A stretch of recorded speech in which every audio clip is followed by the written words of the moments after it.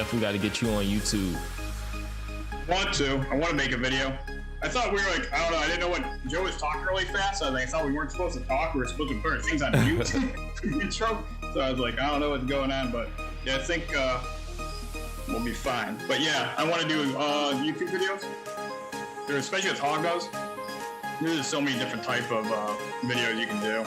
You know, from nest boxes, you know, cooling them, hibernation, feeding, breeding, you know, and everything in between. I mean, there's like 50 different types of feeding techniques for the baby. So, you know, it's pretty much like unlimited, like, content. Well, not unlimited. Seems that way up until you probably start making content. Then after about 20, 30 videos, I'm probably like, oh, now what? What's up, guys? How you doing? We're live here now. How you doing, gentlemen? Good. Good. All right. We can hear each other. That's great. We had a little problem earlier, but we fixed that problem. Guys, on your way in, make sure you hit that like button. Also, before we actually introduce our special guest, I would like to introduce our co-host tonight. That's Germaine from Shovel Nose Hogs. Germaine, how are you doing tonight? Doing good. Thank you for inviting me to the stream. I really appreciate it. I appreciate you actually accepting the invite, man. I appreciate it, man. Also, our special guest tonight, guys, is Jeff Galwood over at JMG Reptile. Jeff, how are you doing tonight, sir? Doing okay. Thanks for having me. So I heard you have a baby producing some eggs right now. Yeah, I have a female. I have two. I just checked that I have a second one. So I kind of want to go in there and check them to keep like the one started laying pretty quickly. The one female has already laid about 6 eggs, and she's kind of going at a typical average pace. The other female started laying only about 2 hours ago, and she already has like 7 or 8 out, and it looks like she has like 4 or 5 more. So she's laying them very consecutively, which is pretty rapidly for average. She's way above average as far as her. So it's healthy when it's consecutive, right? It's healthy. Yeah, very healthy when they're consecutive. Some females go at different paces. Smaller females with large eggs can sometimes be pretty slow, and their contractions can be like, you know, very, very like not a lot of much headway between each one. But as they just kind of go, you know, along with it, usually what you don't want to see is any type of like binding or a lot of stacking where the eggs become stacked up near the vent. Or if you're seeing some that are higher up in the body and they haven't moved down as the female's laying. But sometimes that can correct. So you just kind of have to watch. Watch them, yeah. So we're definitely going to get into egg biting, no doubt. But I see you have a secret labs chair there. Are you a gamer, Jeff? I am not. A friend of mine was, and I liked the chair, so I bought one. Yeah, they're nice chairs, no doubt. All right, before we pound Jeff with the questions, let's get to know each other and for the chat to get to know us, and we'll go around the room. We'll start with Germaine. Jeff, before we hit Jeff with all these questions. What got you into reptiles, specifically the hognose snake, Jeff? Or Germaine, I'm sorry, Germaine first. So I've been keeping hognose snakes for about 1.5 years, so I'm pretty new. And I've probably been keeping snakes. I got my first snake maybe about 4 years ago. I know a lot of people have been herping and everything ever since they were a kid, but up until like my mid-20s, I never even knew about reptile expos. And when I went to one, it was just like an eye-opening thing. So I started with a sand boa, then ball python, California king snakes. And then I'm originally from Louisiana. So when I moved to Florida 2 years ago, I was like, I want to really get into this breeding because I go to every reptile expo that's in my area. And I was like, I don't want to get something that's big. And then went to Reptile Expo in Tampa and saw the hognose snake. And I was like, I think this is the perfect animal to get. And I love their personality. They don't get too big. You can feed them mice for the rest of their life. And it's just been going from there. Yeah, their personalities. We're definitely going to touch on that topic tonight. Jeff, what got you into reptiles and why the hognose? Very similar to Germaine's. I went to a reptile show. I was interested in reptiles though before that. But specifically hognose, I had an strong interest in snakes, but I went to some local reptile shows. I don't know if it was like my 3rd or 4th one I was at. Somebody had a wild caught adult female in a plastic container, and that was like pretty much the only thing that they had on their table. I think they had like 2 other, I don't even remember what the other species were, but it was just this big kind of beat up looking wild caught female, and I thought it was the coolest snake ever, and just a whole body shake. So I even asked my dad, I was like, what kind of snake is that? He goes, oh, that's a hognose snake. I've seen those before.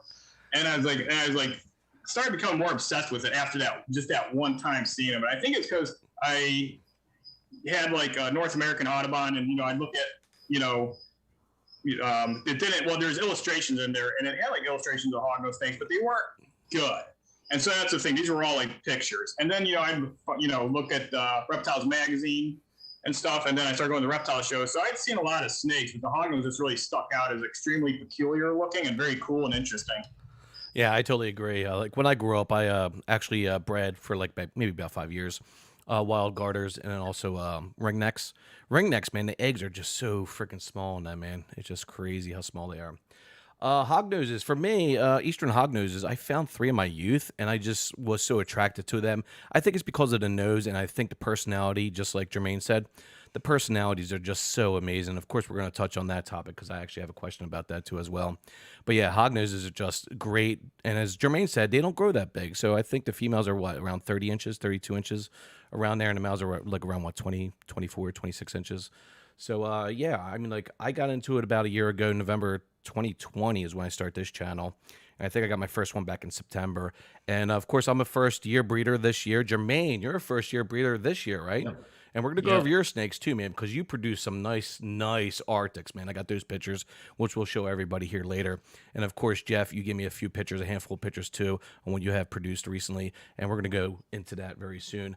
Let's talk about herping in your youth. Have you guys ever won herping, or do you currently go herping? I do. I actually did 2 videos here I posted of me herping this year, and we found a really beautiful ribbon snake and also a nice southern ringneck snake in those 2 episodes. Let's go to Germaine. Actually, no. As a kid, I never went herping, even though I was always interested in reptiles. I never really found it. Living in Louisiana, surprisingly, I never found like a snake in the wild. I didn't start like actually herping until 2 years ago when I moved to Florida. And so I go every weekend, just walking around different nature preserves. And I found a variety of different type of snakes. And so I really enjoy that, but I wish I had more exposure to that as a kid. You found a nice rattlesnake. I saw, I think it was on your Instagram, right? Yeah. It's about a month or 2 ago. Yeah, it was pretty cool, that rattlesnake. Jeff, herping, youth, currently? Yeah, youth. A little later, because when I was up until I was 7, kind of lived like more in the city. Although I did see a garter snake and I found some toads in our yard at that time.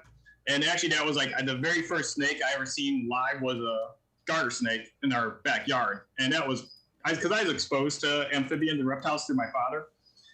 He kept a lot of redfoot tortoises, a lot of amphibians, some geckos, but mostly he bred frogs and then redfoot tortoises.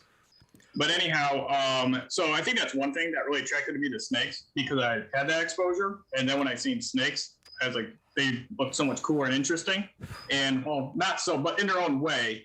And since I had been kind of used to all the other herps, they really stuck out. And so I didn't really start herping until I moved like more to like the more like kind of like suburb where there was some like, national parks nearby and stuff. And I started herping a decent bit, like with my dad. He'd take me every now and then when I was like 8, 9, 10. And then when I was around 10, I'd start riding my bike everywhere and laying boards out. In places. Sometimes I'd take them to parks where you probably weren't supposed to. I'd herp sides of highways. There was a golf course that was across, well, not across the street, but it's kind of like in the neighborhood. And they had an area where they dumped stuff off to the edge where they had like brush, it was old golf carts, and I'd go back there and flip stuff and find old snakes and garter snakes. Oh, nice. Yeah, same here, man. We used to lay down stuff all the time in our youth, man. Me and my friend John. Actually, John is part of my J&J Herping Adventures that we do here on this channel. Jeff, let me ask you this question. I think I know the answer, but I guess people want to know the answer too as well. How long have you been raising and breeding hognose snakes, and how this obsession of breeding start? This real obsession started breeding with probably looking at Reptiles magazine a lot. My dad bred like redfoot tortoise. Like by the time we moved to the like after I was 7, he sold most of his collection except for his redfoot tortoises. He took those with him, and he'd still get eggs from them and hatch them out. And I thought that was cool. But he'd still get a monthly subscription to Reptiles magazine, and I would always like to flip through that and read about the different species that were highlighted in those articles, and the ones that usually there was like one article. My favorite article was like, there was like I forget what they called it, but there would be a reptile breeder, and it'd be a different breeder every month. And they would talk about a species that they're breeding and the process, the results, and all of that. And it was a nice summary of all of it, and it was very cool. And then also just going to the reptile shows and seeing that people were, had all these different species. They were selling them. They were producing babies, and it just looked like a lot of fun. And so it really started with hognose snakes. I got my first hognose. It was very hard for me to find my first hognose. It felt like forever, but I think it took about 6 months at about 4 reptile shows, maybe even longer. I think it may take more like 8 months. And that was a Western? That was a Western? He is a Western, yeah. Yeah, I never really kept that. I had Southern hognose for a little bit, and I had one Eastern hognose when I was like 10. That was really about it. I've just pretty much been obsessed with the Westerns, plains. So then when I was 9, my 9th birthday, right around there, I ended up finally getting a male. And then within less than a year, I got an adult female. It was probably wild caught. Back then, there was a lot of wild caught, captive hatched, not very many captive born hognose. Yeah. Binos were just coming out, pastel pinks and hypos. And you really wouldn't see those. So it was a lot of wild types. And so I got this adult female, and then, she was already an adult, and I wanted to breed her. So, and that was the whole intention. So I cooled them. I kept them each in 10-gallon aquariums, cooled them in my basement, warmed them up, put them together, feeding them, kept reintroducing them. And then it was like right around my 11th birthday, she was laying eggs in the morning. And so it was like a bunch of eggs. I remember she laid exactly 11 eggs. Not all of them hatched. And I was so excited. So my dad came home. I was like, my hognose is laying eggs. And he was actually surprised because he didn't think I was probably going to breed them. I was talking about it. And so I was like, I don't know what to do at that point. I didn't think it was going to work really.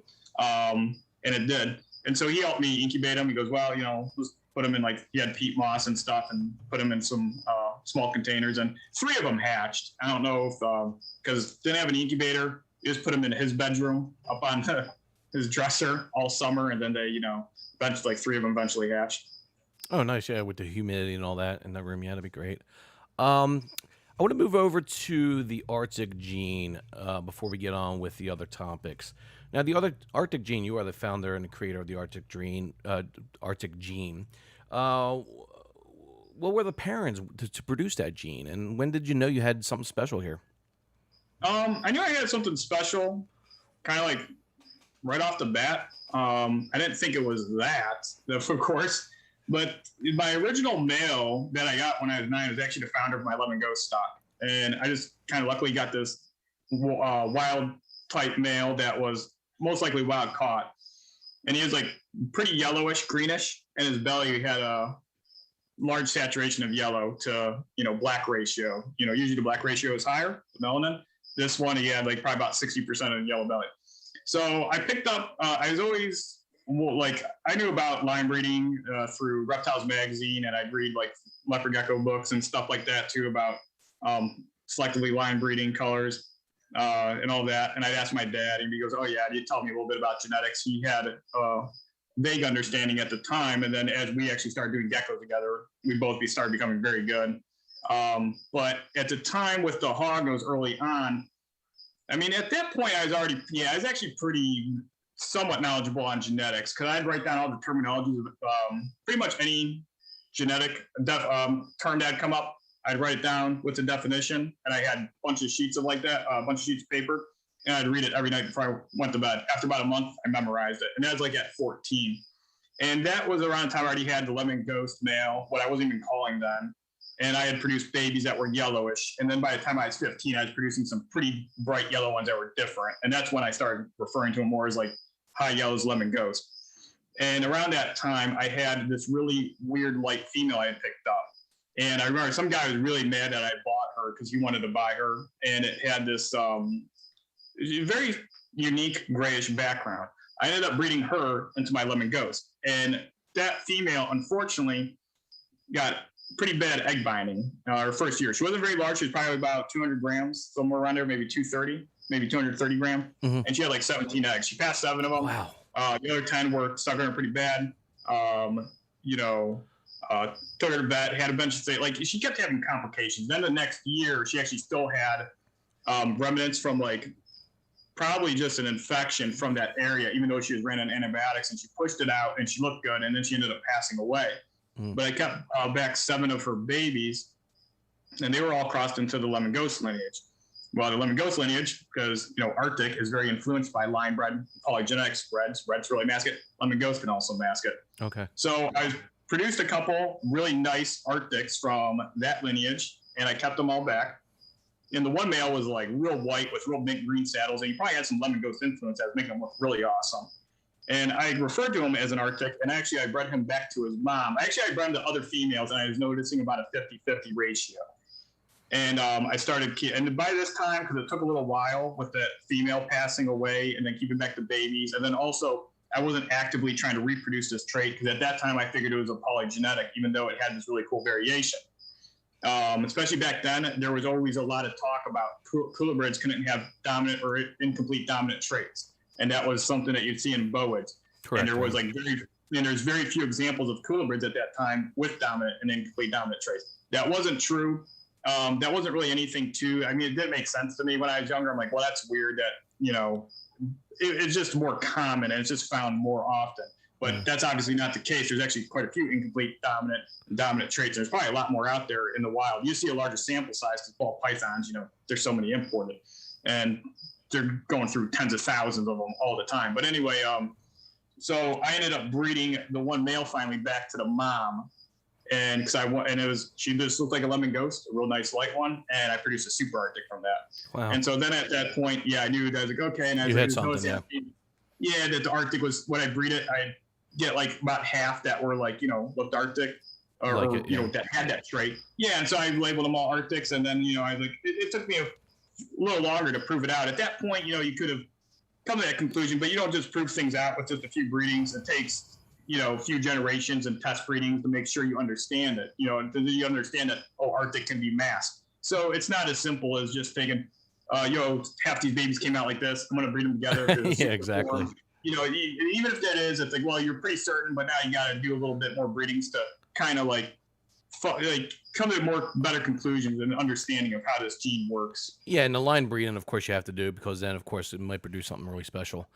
I have a couple more questions on the Arctic gene. Germaine, feel free to hop in on this topic whenever you want. Let me just ask one more question. If you've got a question on this, what combinations have you produced over the years when it comes to the Arctic gene, Jeff?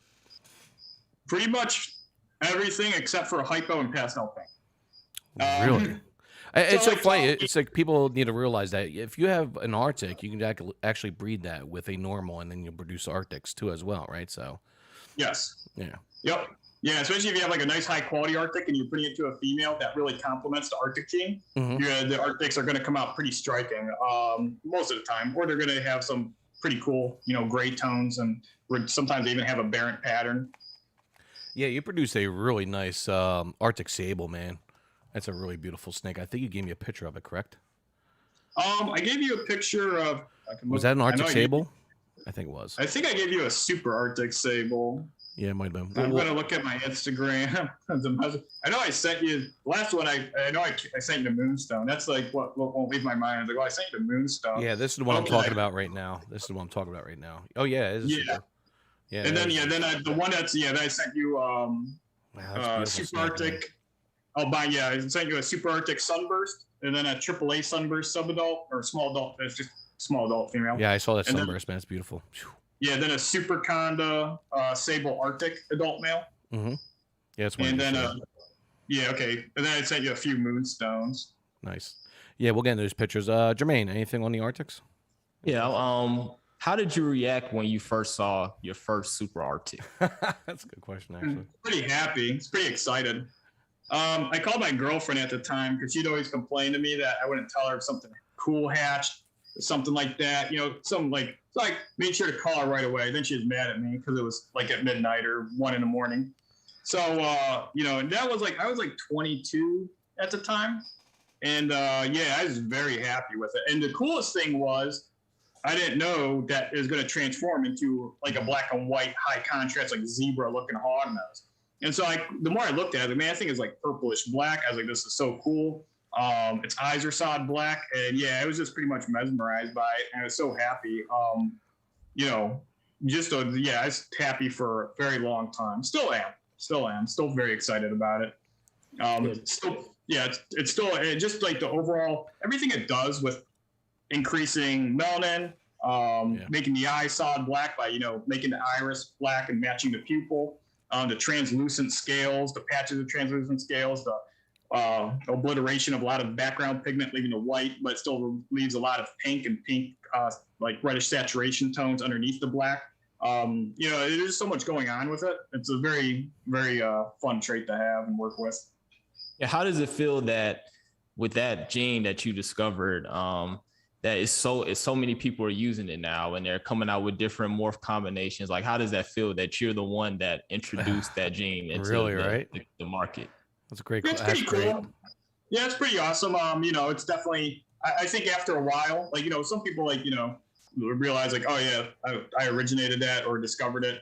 But it's like definitely like doesn't matter who produced it or put it out there. It's just it's definitely cool to have it out there for all the combinations that everybody can make. So, Jeff, come on, Jeff, you're a legend, man. You created it, you founded it. Come on. Well. Don't downplay it. Don't downplay it. Come on. Don't downplay it, man. There was a lot of things that went into that, though. I mean, if I was in a household, yeah, you just told us. Yeah, there's a lot to it. That's good. Yeah. Well, if I was in a household that didn't, like my parents didn't allow me to keep reptiles or didn't want me to, that I would not have come across that snake. There's a lot of things that could have actually. It was a lot of luck too. Right place, right time. No, I totally agree. Another question on the Arctic. This is my last one. Germaine, if you have another one. How do you identify an Arctic, especially visually confirming an Arctic on a high contrast hognose? How does one indeed confirm one on a high contrast animal? Well, I mean, usually the higher contrast ones, like say if it's a higher contrast, typically it's going to be a little easier. I look at the borders, especially around the face pattern, the head pattern, the eye lines, and a lot of the intricate pattern on the top of the head. You'll see, like, usually it has a nice, like, more defined black outline. Yeah, and the white between right between the brows. Yeah, a lot of white. So the thing is, even on the really low-key Arctics, you'll typically see the face pattern. The white bordering around the pattern is very sharp and clean. There's also a bunch of other little characteristics, like some Arctics have a barren pattern, especially around the nape of the neck, or sometimes a little bit of pattern trailing down right behind the head. On the dorsal, they get that little point, or they have that little spot there. With Arctics, there's usually with a lot of them, there's the pattern right there has a pretty kind of a barren look that is very indicative as for Arctics. It's like kind of you don't really see it too much outside of the Arctic gene. And then sometimes you'll see some tiger banding, broken up pattern. Sometimes the pattern will be a little more ovalish, especially by the neck. But then you'll have ones too that have completely normal pattern. And I look for kind of black saturation around the saddles, sides grayish or lighter, belly pattern. That can sometimes be an indicator. Typically, they have higher black bellies. A lot of times, if they do have checkering, it's a little more askew. Definitely some of barren pattern there. But then these are just Arctics with no other traits. And then you start including other traits too, even ones that are multi-het and have some like line bred qualities behind them too, such as just little pretty like reds or more pastelish looking ones. You can have some pretty unusual looking Arctics when you have other traits mixed in. Yeah, I totally agree, man. Very well said. Germaine, anything else on the Arctics before we get on the other topics? You good? Yeah, we can move on. All right, guys. There's a couple topics we're going to discuss here in the next few minutes. First-time buyers, Hognose Care, we're going to do raising babies, breeding, we're going to get into, and eventually feeding. So I want to touch on first-time buyers and Hognose Care, Jeff. When it comes to the first-time buyer, what is the most important recommendations for a first-time buyer? One I have emphasized in all my videos is make sure you buy from a reputable dealer. Check out their morph market, make sure they're 100%, check out their comments, so on and so forth. So what is the most important recommendations when it comes to a first-time hognose buyer?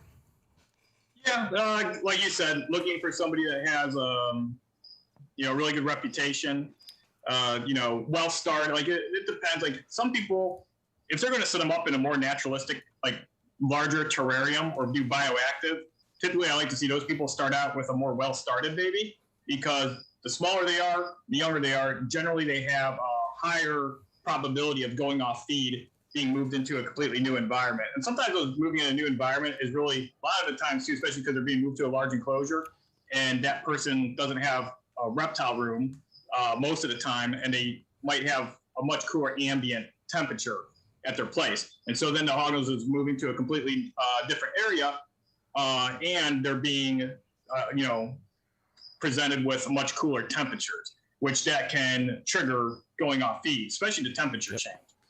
But so, starting off with a well-started baby, from a reputable breeder, if you can match the way the one that you're getting is set up like in a similar way to the person you're getting it from, that helps.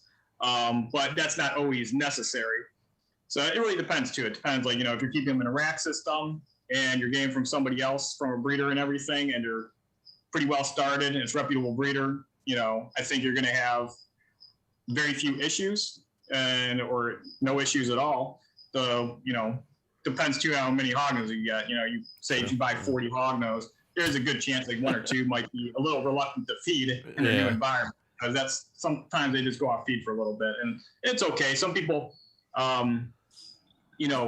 get a little worried, like, oh, my hognose hasn't eaten like 5-7 days. It's like, well, that's like not considered off feed. It's like, still adjusting, maybe missed one meal.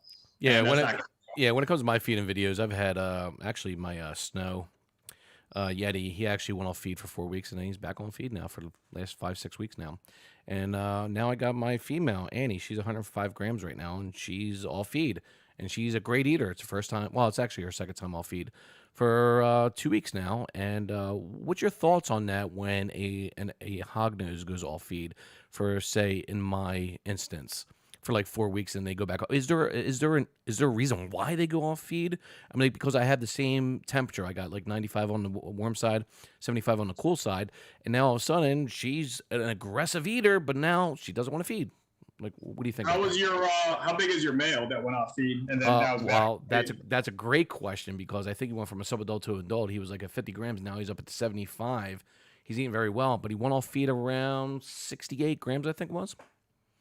See, that's more kind of see what I asked you about him, because that's an easier one to answer. That's just because he's basically an adult at that size. And it's a small adult or average size adult. But the thing is, in captivity, hognose grow at a much rapid pace compared to their natural or wild type counterparts in the wild.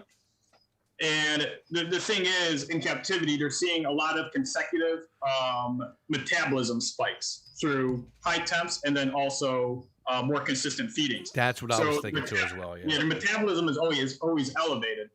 And that's pretty common for young adult males to hit a wall like that. I had an Arctic sunburst male, grew like a machine. A guy was a truck. He'd come out, just blast food. And he got up to about 70 grams and then just completely shut off for about a little over 2 months, and just wouldn't eat anything, didn't really lose. I didn't weigh him. He may have lost like a gram possibly, but he always looked good, so I never worried. And it was midsummer when he went off feed, so you would think this would be the time he wouldn't go off feed. But this is something I've kind of accepted and become used to with young adult males, because the thing is, a male in the wild would have taken maybe probably more like 4 to 7 years to get to that size. Yeah, they feed so much slower in the wild, yeah.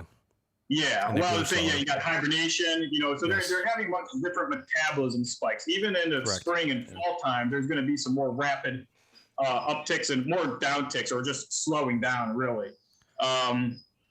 So he, at that time, he was probably like 14, 15 months old. So he grew pretty rapidly. And so he went out feed for like 2 months, maybe 2.5. I actually offered him alive, which at that point I had never offered him alive before. He ate alive, and then started becoming a more regular feeder. And then shortly after that, within probably 5 months later after that, when he was around 2 years old, I started breeding him. And he's a fantastic breeder. And there was at one point, he didn't eat for 2.5 months. Since then, he's never done it again. I definitely think he will do it again, especially once he's gained some weight and he hits another little bit of growth spurt after this breeding season. because he's actually been breeding now, and I've slowed him down. He's probably not going to be paired with any more females, maybe one or two more possibly, but I don't think so. And so I assume that he'll do it again. He may not though, because I'm going to be cooling him, and so then you'll get that natural kind of fasting around those times, right before cooling, during cooling, and shortly after cooling, and then reintroducing a food. For a female to do it at 105 grams, though, that's really that's a tough one. I don't really know exactly why she did that. The one thing is, like, again, well, this is what I do with some hogs that go off feed, and especially even sometimes babies that just don't want to eat anything. You hibernate them. You cool them down for 1 or 2 months. You warm them back up, and a lot of times that will help reset their body in a way, because when they go into cool down, they go into a state of rest. And a lot of times, if you cool them down for a good amount of times too, when you warm them back up, they usually naturally shed. And when you shed, that's funny. They rejuvenate. They rejuvenate cells. So yeah, it's funny you said that, because I had a problem with my my male Articonda. When he was like around 30 grams, he would not eat. So what I did is I put him in a tub and I put him in my closet, and it was cool in there. It was like around maybe 58, 60 degrees. I kept him in there for like 2 weeks. I brought him out, and boom, within like a week, boom, he ate. He went back on feed. Yeah, it's crazy. The cooling is very powerful. It works for babies too a lot, and it makes sense. I actually, my friend John Rice, he hibernates like pretty much roommates all of his hognose snakes around the same time, whether they're babies, subadults, or adults. And that's how they do it in the wild. 5 gram hognose in the wild is going to go into hibernation for 5 months, especially up in Montana. Whether it be like 5 or 7 or 8 grams or whatever, how big it is when it hatches in late fall. Well, he had this one that just wouldn't eat, and it was a more of late fall hatchling. He hibernated it, and he told me, he goes, man, when I warmed it up, he eats like crazy now. And I was like, that makes a lot of sense, because I've seen them. Well, when they hatch out in the wild, generally, I'd say probably about 95% of them don't eat until the springtime. Most of them are hatching very late fall, especially the ones in the more northern regions. And food's probably a little more scarce then. The hognose are hatching. They're more or less just kind of going to be looking for cover and becoming familiar with their areas. And they've actually found adults, because I love reading the wild reports of they actually found like a 6 gram baby in a hibernaculum. And there was also a few other hognose in there, and one was like as an adult, like something like 150, 170 grams, and then there's even a 6 gram one in the hibernaculum with it. And and I found a hognose once in a while in June, and it was probably about 6-7 grams, and I knew it was a last year's hatchling, and it felt pretty empty, and I'm like, and it looked healthy, and I was like, you know what? I was like, this thing guaranteed is probably just starting to eat now, and it makes sense that they're hatching late September, and they're going to be mid-September, and they're hibernating, and they're looking for their hibernaculums mid-October, and they need to fast before then. They're not eating. And so then that cooling really instinctively triggers them to want to eat in the springtime. So if you have a baby that's just like, if you have one where it's like it needs nutrients, then you have to go to force feeding if it's nothing else, nothing else is working. But if you have a healthy baby that just isn't eating anything, and it's been like, say, a month and a half after hatching, it's great just to cool them down. That usually works pretty well. Oh, well said, dude. Definitely. Like Tammy said in the comments here, I've been lucky. My male has never refused a meal. That's very good. Germaine, anything on first-time buyers, Hognose Care? What type of substrate do you use, like in your bins? I've looked at your pictures, and do you use different types? Yes. Okay. Yeah, I use coarse aspen a lot. I don't like a lot of types of aspen, but coarse aspen, in my opinion, works the best. It's the largest cut sandy chip. I don't like the fine cut sandy chips. It pretty much sticks to everything. Yeah, I use the thick aspen. Yeah, the thick aspen I use. Yeah, the coarse aspen's it's like squared, and it's a lot corkier. And so like when they breed on it, if it sticks to their hemipenes, as they pull their hemipenes, it just kind of like flakes off because it's real big and chunky. And it doesn't really stick to their food, but usually I dust my food a little bit, and that also prevents stuff from sticking to it. And it's really good at absorbing. Nothing really sticks to it. It's easy to clean. It doesn't mold, because the other fine chips, they really pack. And if they spill water, the water really stays in there and locks in there with the fine sandy chips. I really don't like the fine sandy chips drive me nuts. It's pretty much to me, it's like going to the beach and coming back with sand on, and it gets over everything. It's not that bad. But so I like the coarse. The shavings is okay. I've used a really good substrate, but the thing is, you got to kind of keep the moisture levels up. is actually replicating kind of like loam. Where they come from, substrate's very loamy. There's high sand levels in certain areas where they come from in a lot of the loam. But with loam, you got like sand, gravel, topsoil, and basically clay, sand, silt, clay, topsoil. So I have like builder clay. If you take like builder clay and you mix it with some sand, and usually the bulk of the ratio is coco coir. And I've done straight coco coir, and it works pretty good. But it's really nice when you it's just hard. It's more expensive. It's harder to clean. There are, the coarse aspen's a lot easier to keep things sterile, especially if I'm having like an egg box, situation where a female is going to be laying. I really want her to want to lay in the egg box. So I don't want to make the whole entire tub like an egg box. And, so, and the other thing is too, a lot of times during those times, they can junk up their whole enclosure. It's way easier to clean out and everything. Yeah. And so when you're using sand too, it gets in bits and pieces like everywhere, but you just got to rinse out the stuff pretty well, but it still works pretty good. And I experiment with it. I just mixed up some with the builder clay, and I was actually going to incubate some eggs on it just for the heck of it. But usually with incubation, I usually just use the coco coir and sometimes sand mix. Very well said. Thank you very much, dear sir. And I have another question. Go ahead, So Germaine. you Sure. just mentioned that you dust the mice, and that helps the aspen chips from sticking on it. What are you supplementing when you in terms of dusting? Do you use calcium with vitamin D3, or do you use like a multivitamin to dust? And if you do, how often are you doing that? I like to use Zoomed calcium, and if I use a Zoomed calcium, I don't do D3, and it's kind of chalky and fluffy, and it's just a little extra nutrient. And so then that one is like just a little extra calcium, and it's not like the animal's getting like a ton or unnecessary amount. And then with I'll do osteoform too. And osteoform has a really well balanced, and there is D3 in it, and that's something I like to use a lot, especially around the time when they're breeding. And I'll use vitamins too, so I'll switch it up. And the vitamins, I usually use Reptivite, and sometimes I'll use Bionate. Okay. Another question on the feeding, since I do have a segment here, a topic about feeding, but I might as well hit on this too as well. For the first time buyers, when it comes to your babies, if they don't feed, do we try Centin? And if so, when do we try Centin? Is it like after 4 to 6 weeks, 2 months? When do we scent? You can do it pretty early. There's the one misconception, or what I think is a misconception, is hognose once they're on like something, like, say a type of scent, that they're not going to want anything else. And that's like really not true. It can be for certain hognose for a period of time, but sorry about that. I've seen hognose that, they don't want to eat. You offer them a scented meal, within 2-3 meals, they'll eat non-scented. Sometimes I'll offer live too. That's not one of my favorite choices, but that works surprisingly well on certain babies. But to the question, the main answer is I would actually try scenting probably about 2 or 3 weeks. You're not going to mess up the hognose. You're not going to take it off if it's, schedule that it had before, or it's like a feeding routine where it say it wasn't eating, scented. And actually the thing is, because you can learn a lot just from other people, and then just how other people I'll even watch people that, or learn from people that have like they only bought one hognose ever, and they got it from me, and they're sharing their experience. Because I used to say, like when I was like 16, 17, and in my early 20s, if I had somebody that got a hognose for me, generally they fed about 10 to 15, 20, sometimes even more times. And there'd always be that one person every now and then, hey, it won't eat. And then there'd be like, what, am I supposed to scent it? And I always be like, no, don't scent it. It never ate scented, so you don't need to.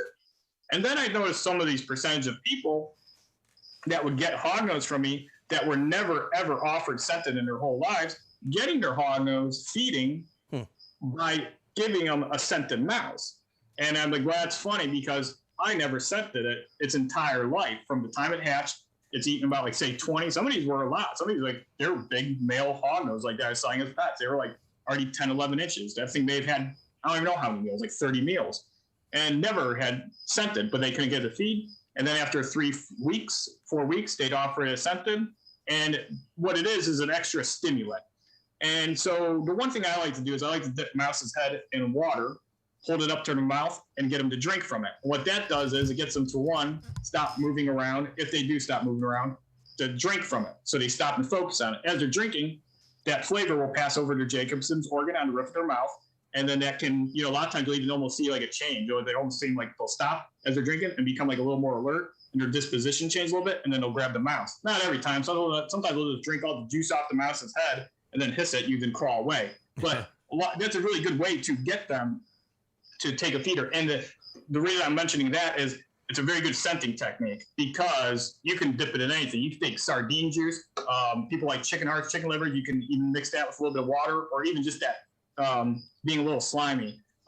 Inside, it's just going to sound gross, but sometimes when you're thawing out pinkies, there's a mushy one that explodes. It kind of doesn't really explode, but breaks open. And just dipping another pinky's head into those guts, pulling up their mouth, that works very effectively. And there's all these different scents. People use different types of fish, toad, frog. I've had good luck with salamander, and then certain ones will take salamander, won't take frog. Other ones will take frog. All the way from egg scenting. I've seen people in it seems to be a UK thing where they use those Vienna sausages, and they have really good luck with Vienna sausages. So, I don't want to waste those, man. I want to eat them. Yeah. Don't waste your Vienna sausage, people. Take one separate and leave it for your Hognose. Yeah, really right. Oh my God. So, what do you do when you defrost your mice? When you feed, do you naturally just put them out on the counter, let them defrost, put them outside, or do you put them in warm water? I use warm water myself, and I seem like I have no problem with that. I've done both. Both work well. The warm water, I like to kind of try to keep it around one, whatever it is. I heat it up so it's pretty hot. But I never want to make it boiling, because you're cooking the mice. But if I put 5 or 6 in a cup, small little solo cup, I temperature maybe about 85, 90 degrees, and then maybe if it's too cool and they're cool, I'll touch them. If they're still cool, I'll dump the water out and just put another batch of warm water. That's good. Yeah. Usually my room's pretty hot though, so I'll just leave them out and slowly thaw out, because my room's sometimes 82. So there's no pros or cons of each, right? So it's either or you can do, right? I don't think so. If I think you thaw them out in warm water, it's better for timing as far as True. You want I want to feed right this time, and you can monitor it a little better. So that's it. But with my thawing out with a slow process, I kind of go by, because I'll have them still in the bag as I won't pull them out until they're pretty much almost completely thawed. And when they still are if they still feel cold, I'm all right, I kind of know about how much time. You can always hit them with a temp gun too. So I don't think either method is, worse than the other. I think they're both good methods. Yeah, that's what I use. That's what I said in one of my videos for, it's a video I came out with, feed-in advice or feed-in tips and tricks, is you just put the water in there and you hit it with a little infrared, usually around 90, 85, 90. And if you need to touch them, if they're still cool, dump the water out and put it back in, 85, 90, and you should be good to go. Because, of course, when you put a frozen mouse in, it's going to, cool down the water, of course. Guys, in the chat, I see a lot of questions. We're going to be doing a Q&A here soon in a little bit. We're going to take a break before we do that, but we still have a couple more topics I want to go over. Germaine, anything else on first-time buyers, Hognose Care? I got one more. Do you have anything else on that? No, I don't have any more. All right. For first-time buyers, Hognose Care, this actually goes, more so with the first-time buyer. Racks and terrariums. Now, I use terrariums. People are like, oh, why don't you use tubs? Well, I just actually purchased a 60 tub hatchling system with a subadult breeding rack system, which I'm going to get here. I can't believe how long they're taking to get, man. It's like six to 8 weeks, they said. But is there any pros and cons with each there, Jeff, in your opinion? Terrarium, light fixture, heat and strip, tubs. What do you recommend for either a first-time breeder or, let's say, a first-time buyer of a hognose that wants it as a pet? Well, if you're just doing it as a pet and you want to do a nicer setup, I don't think I don't think anything negative about a terrarium or bioactive setup. Mm-hmm. And the thing is, especially if you only have a few, they're a little, it's going to be easier because, if you have a large space, you can, for the hognose, you can spot clean it. The downside would be harder to sterilize. You got to make sure the hognose too doesn't bury itself all the time, and then you have to some of them are fine because you can dig them up and you can put a mouse in their face and they'll eat it, but not all of them are like that. Sometimes when you disturb them, they'll put them in the flight or fight. That's why when I put substrate in, it's only maybe an inch or so. That's about it. I don't put too much in. Yeah, so Just it's like you enough just for them gotta to get watch the under. net. But yeah, but the terrariums, I don't think there's any pros or cons. I mean, there's pros to the racks. More consolidated, much easier to sterilize, Oh yes, yeah. easier to service. Water, just everything, water feeding, sterilizing. um, you know, Everything's organized. While with terrariums, you can organize, you can put them on shelves, but you're either going to have front opening or top opening. UV lights, that's something that's, you got to make sure that's, it's not drying anything out or it's in the right spot. If you're doing a bioactive with live plants, cool. But I know some people like, they do a lot of fake plants because the Hognose is going to like dig some of those up or go through the roots and like, tear up your succulents, and your succulent's going to be all over the place. And so, I know people that keep them bioactives that do very well. Yeah, it's so funny because I was just watching my female. She's 206 grams right now. The one I just purchased, Conda had toffee, and she's now destroying the terrarium. And she's like putting her head underneath the logs and flipping them, and just the hides, the one little hide I have, the black hide. She's just like moving around the whole terrarium. It's just so funny to me when I see her just shoveling everything out of the way, man. It's just so funny. I think that's all I got. Well, who do you recommend for a rack system? Is there anybody that you deal with, and maybe price and quality? Anybody you use? Who do you use? I like ARS and Freedom Breeder for larger rack. Okay. Yeah, for babies, I do a lot of visions. There's some things you got to watch out for, though. The air holes in the back is, in my opinion, a design flaw that could be fixed. Because if you go to pull it out, there's air holes in the far back. Sometimes the babies like to put their faces up in there, and you can injure them easily to pull it out. So when we go through them, it's like that's the first thing. You got to wiggle it and stuff, and like also look in the back. Try to shake them down, make sure that they're not putting. If it was flat back there for the back 1/3, they'd be good. But they make those racks universal. So basically, when you buy the small size is V15, then they go up to a V35 for the racks if they're more turned more horizontal. And then when they're turned long ways and vertical, they can actually turn into a CB70. And they have them with different spacers, but the levels are the same. And so they could actually still do it and everything. But aside from that, that's a very good baby rack because it offers a lot of ventilation. And they're also not too small. And you can raise up a baby. Like I raise them up because they love them so much and they thrive so well in them. I'll raise males up, until they're almost the length of the tub. And then I'll move them to something larger. And usually at that time too, they really thrive in the V15s. Their feeding habits, and they're so easy to clean. And it's a long tub too, so it's very easy for them to go to the far back where it's dark. There's a pretty good thermal regulation gradient, or they can come all the way up to the front where it's cooler and where there's water. And so I really like the visions, the openness for the airflow. They just need to fix. I told them about that. They said the mold's pretty expensive to redo it, but they took my ideas into consideration. Originally, they said that they were definitely going to do it, and then I don't know if they want to put the money into the mold. The mold, they said, is going to be extremely expensive to redo that. Yeah, how often do you clean your tubs? What do you clean your tubs out with? Also, terrariums, I use dish soap, but very, very small amounts. So when I take out all the old substrate, I'll clean it really good. Of course, because there's poop on the bottom, because sometimes you don't see the poop underneath the substrate. So I take out all the old substrate and I clean it really good. Also, do you recommend freezing your substrate as well? Because sometimes there's wood mites. What do you think about that? I use coco coir for like my incubation, and I usually mix with hot water. I never had issues with wood mites. With vermiculite, perlite, or I know peat moss, you can get the wood mites. I don't know about outside of that, but for coco coir, I don't ever have problems with wood mites or anything like that. And all right, what was the question before? Because I was. What do you clean your tubs out, and how often do you clean them out? Hydrogen peroxide. Yeah, I like hydrogen peroxide because it's cheap. Okay. It's also very safe, and you can wipe out a tub with it and leave it kind of wet. And as it air dries, it's an oxidizer. Okay. And it doesn't release any noxious fumes, and it's very safe. I mean, people use it as mouthwash, but it oxidizes. And whether it's bacteria, a parasite, or a virus, most cannot live through oxidization. And a lot of these parasites that can actually live through a lot of other cleaners, they have a very tough time living through peroxide. It's a very strong oxidizer. And then the other thing is too, like you said, just dish soap, antibacterial, and water, and everything that's hard to beat because you're breaking that bond with the soap. I use, and you're rinsing it out, so you're flushing everything out. But I like using peroxide, especially in the winter, because I can't go out and just rinse stuff out because it's like 20 degrees outside. Yeah, really right. So I'll just opt for that. I dump stuff out of my compost buckets. But yeah, I like that method you use. And then I like hydrogen peroxide.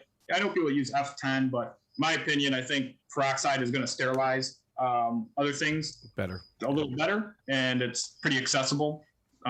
So. Cool. All right. I have 3 more topics I want to go over. I think Germaine has a lot more questions. The next 3 topics, the final 3 topics we're going to talk about, guys, here in a little bit, is raising babies, breeding, and also feeding. We did touch on feeding a little bit, but I do have a couple more questions on that. Germaine, any other questions you have before we take a little break here? No. I'll wait to the end. Some of them are kind of like off topic. Yeah, that's 100% cool, man. So, Jeff, you cool with taking a little break now, like a 3-minute break? No, that's awesome. I need to. Yeah, you got to check your babies, man. Check those eggs out, man. I'm waiting right now. All right, guys, we'll be back here in about 3 to 5 minutes. Stay here. Do not go nowhere. Promote it on social media. Let's go. Let's get some more people in here. I appreciate your guys' support, man. On your break, please hit that like button. I definitely appreciate it. Gets us up on the algorithms for Hognose searches. So we'll be back here in a few minutes. Yes, we will be.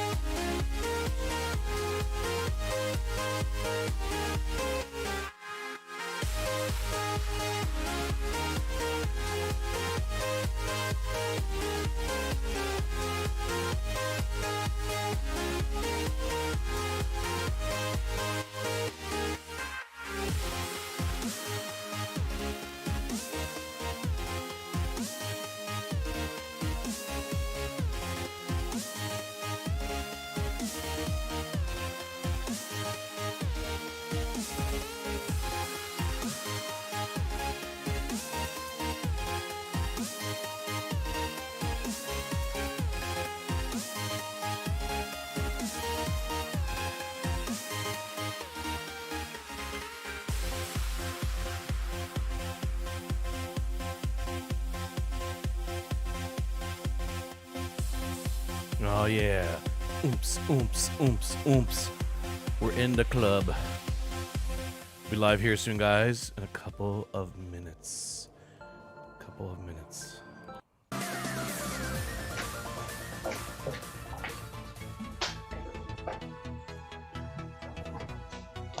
There he is.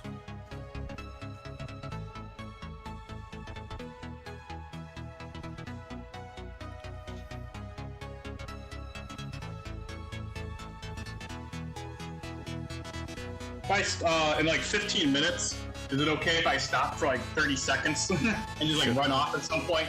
Sure. Yeah, that's fine. Okay, I'll explain why. It's actually my most important female, one of the most important ones for this portion of my breeding, this part of my season or out of season that I'm breeding. It's my probably female I look forward to for clutch the most out of all of them. Of course, that's no problem whatsoever, man. Okay. Hey, listen, you're giving us your special time here to talk about Hognose. So whenever you got to take a break, you let me know, man. Time too. So all of our times, but more so with you because you have I got to come visit you, man. Trust me, I got to come visit you, man, and do a little recording, man. I would love to do that sometime. What state are you out of? New Jersey. Okay. You're Ohio, right? Yep. Oh, it's not too far. 6-hour trip, maybe 8 hours. It's not too bad. They probably 8. Because I've been to Jersey before. So at least I can get to the Jersey border in like 6. Yeah. Well, I'm right over the border. I'm right next to Philadelphia. Okay. So. Yeah, you might be 6.5, 7 then. I'm literally like, as soon as you go over the bridge from Philadelphia, I'm literally like 8 minutes away. So. Okay. Yeah, you're 6.5 then. yeah. Not too bad. The next topic, guys, we have 3 more topics we're going to discuss right now. Raising babies, breeding, and also feeding. We did touch on a few of these things. I have questions. I think Germaine has a few questions too. Germaine does have other topics or other questions he wants to discuss as well. And after that, we're going to get into a little short Q&A for Jeff, and it's going to be fun, guys, so get your questions ready. Raising babies. Babies, of course, I've noticed, especially with my new baby right now, he's hatched out at 0 grams. And now he's 8 grams. I just weighed him today. I got him at 6 grams about a week and a half ago, 2 weeks ago. He did shed finally. Babies feed more often. They shed more often. How often should we feed babies, and at what size should we change their feeding schedule? That's a good question. Yeah. I'd hit you with that one. it's variable because true, yeah. You know, if your ambient temperature is fairly high and you have like the back the warm spots like high 80s, low 90s, and they're really digesting meals. I mean, it's funny. I mean, like it's gonna sound weird at first, but you could literally feed one probably every 2 or 3 days. Every 2 or 3 days, yeah. It'd have to be a very small meal though. Let me stop you real quick. You talked about heating. Now, heating, I recommend 95 on the warm side, 75 on the cold side. Do you mimic that, or what do you recommend when it comes to heating? Because that, of course, we're talking about this right now, so it's pretty important, I would think, right? Yeah, it's here's the thing. There's no because that's the one I'll have people ask me like, what should a cool side and warm side be? And I'll give them like a range and be like, I keep getting different answers. I'm like, well, a lot of the answers you're getting are probably correct. Correct. I was like, you can have a hot spot. Like the thing is, you always want a little more of a hotter spot than what they actually need, so they can choose. When they're basking or they come out to like warm up, like on a surface in the wild. I mean, sometimes the surface might be 100 degrees.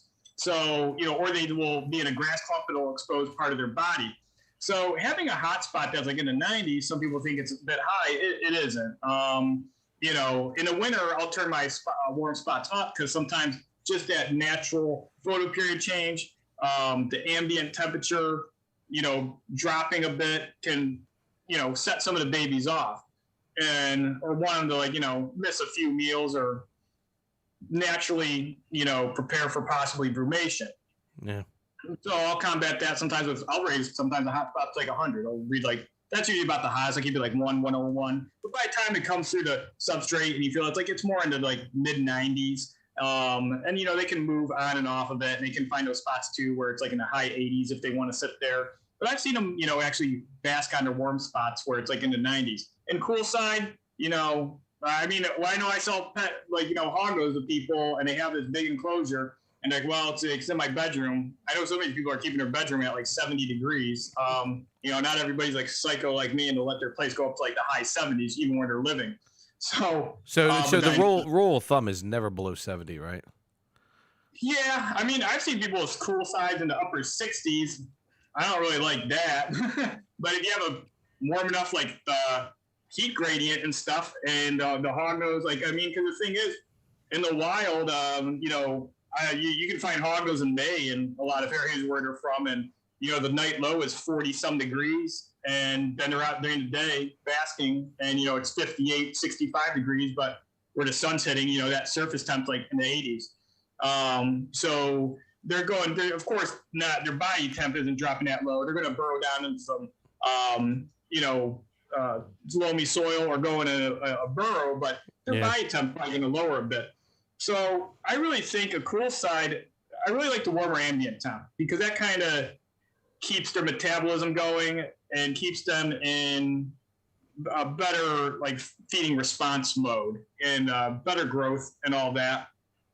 And but I really think a cool side of anywhere between 70 to 82 is acceptable. I usually like my ambient temps like 80, 82, 83. Sometimes I'll let it even go up to like 85, and especially with my breeder. Yeah, my ambient is 82 to 84, and then when I infrared the hot side on the lamp side, it's usually around 95, 94, and then the cool side's like around 74, 75 on all my terrariums. I have to adjust the lamps so to make sure we're good. Because and people need to realize, like, if you have air conditioning or heating, that actually affects your heating lamps to a certain point. So you're going to watch that too as well, because if you have your heat on and you're hitting it in the morning and your heat's on, it'll raise it at least 5 or 6 degrees. So you got to watch that too as well. People need to realize when you have it, because I have a temperature gauge on the top side of my terrariums, and like I said, 82, 84 around there, and 95, 75. It's working pretty good for terrariums. Tubs, I would guess that'd be the same thing, right? Temperature wise. Yeah. That's but too with the feeding. So babies, if you're doing like a more moderate sized meal where it's putting like a decent lump in them, and kind of like the one rule of thumb is like when you're feeding them, say a pinky, you want the pinky to be close to the diameter of the hognose's thickest point. You don't want it to be much larger than that. And it's better too to feed, say if you have the pinkies, like, oh, these might be slightly small, just feed the hognose 2 then instead of 1. Yeah, so, actually, it's the same exact thing I said in my feeding video a few months ago when I made it. That when it comes to babies, you just want it. I go by the size of the head, so you don't want a pinky as large as the size of the head of the hognose. When they get bigger, of course, the pinky or the mouse, I would say fuzzy, small mice or medium mice, they can actually be a little bit bigger than the head, right? The body. Yeah. That's usually usually my guideline. Yeah. It's a tough question because it's like the babies grow pretty rapidly. And so it's like, well, you're always going to be, so you have to learn to a degree to kind of eyeball it. Or you'll just put some thought behind it before, like, oh, is this mouse, like, how big of a lump did it put in the hognose last time? And then before you can feed it, is this mouse much bigger than the diameter of the snake? So those are then, like, the thing is too, like, I've had people like, well, I was told to feed every 5-6 days, and they gave this hognose like a pretty modest sized meal. And like after 3 days, it's hungry again, and you could see there's no lump. The hognose pretty much digested it. It's moved on. It's probably past its stomach. It's in its small intestine at this point. And so it's like, well, that one, yeah, it definitely has. Like, and that's the thing. Like, they've even observed them in the wild. They found this one hognose ate some like 6-line race runner eggs, and it ate like a couple of them. And then the next, like, is like a day or two later, that same exact hognose they observed, had eaten even more. Yeah, the funny thing is, I usually go by bowel movement, actually. So once my babies, I feed them 3 to 4 days, and usually their bowel movements are 2 days. I notice with my subadults, adults, it's about 3 to 4 days. So I usually go by bowel movement, to a certain point. It gives me a good indication. That's what I go by for the most part. Babies, 3 to 4 days. What do you think? How many grams would you say that you would knock down from 3 to 4 days and up at maybe 2, 5, or 6 days? Around what size you would think for male or female? Males like probably like 50 grams. Yeah. Somewhere there, 50, 60 grams. If they're still growing pretty rapidly at 50 grams, it's going to be a bigger male. Just like, just keep moving it. But I'd say about really like 50, 60. And then for females, I really start to slow them down around 100, 150. And we're going to talk about that too when it comes to breeding. We're going to definitely touch on that because we're going to talk a lot about the breeding when it comes to females and males when it comes to feeding. But yeah, Germaine, anything on this? So this kind of is a little off topic, but sure. A question that I have a Discord server and I wrote down some questions. So nice. Have you noticed any markers for animals that are het for a recessive gene? So like in ball pythons, there's a gene, the pied. If a ball python is het for it, you can actually look and kind of tell if it carries that gene. Have you noticed that in any of the recessive genes in hognose snakes?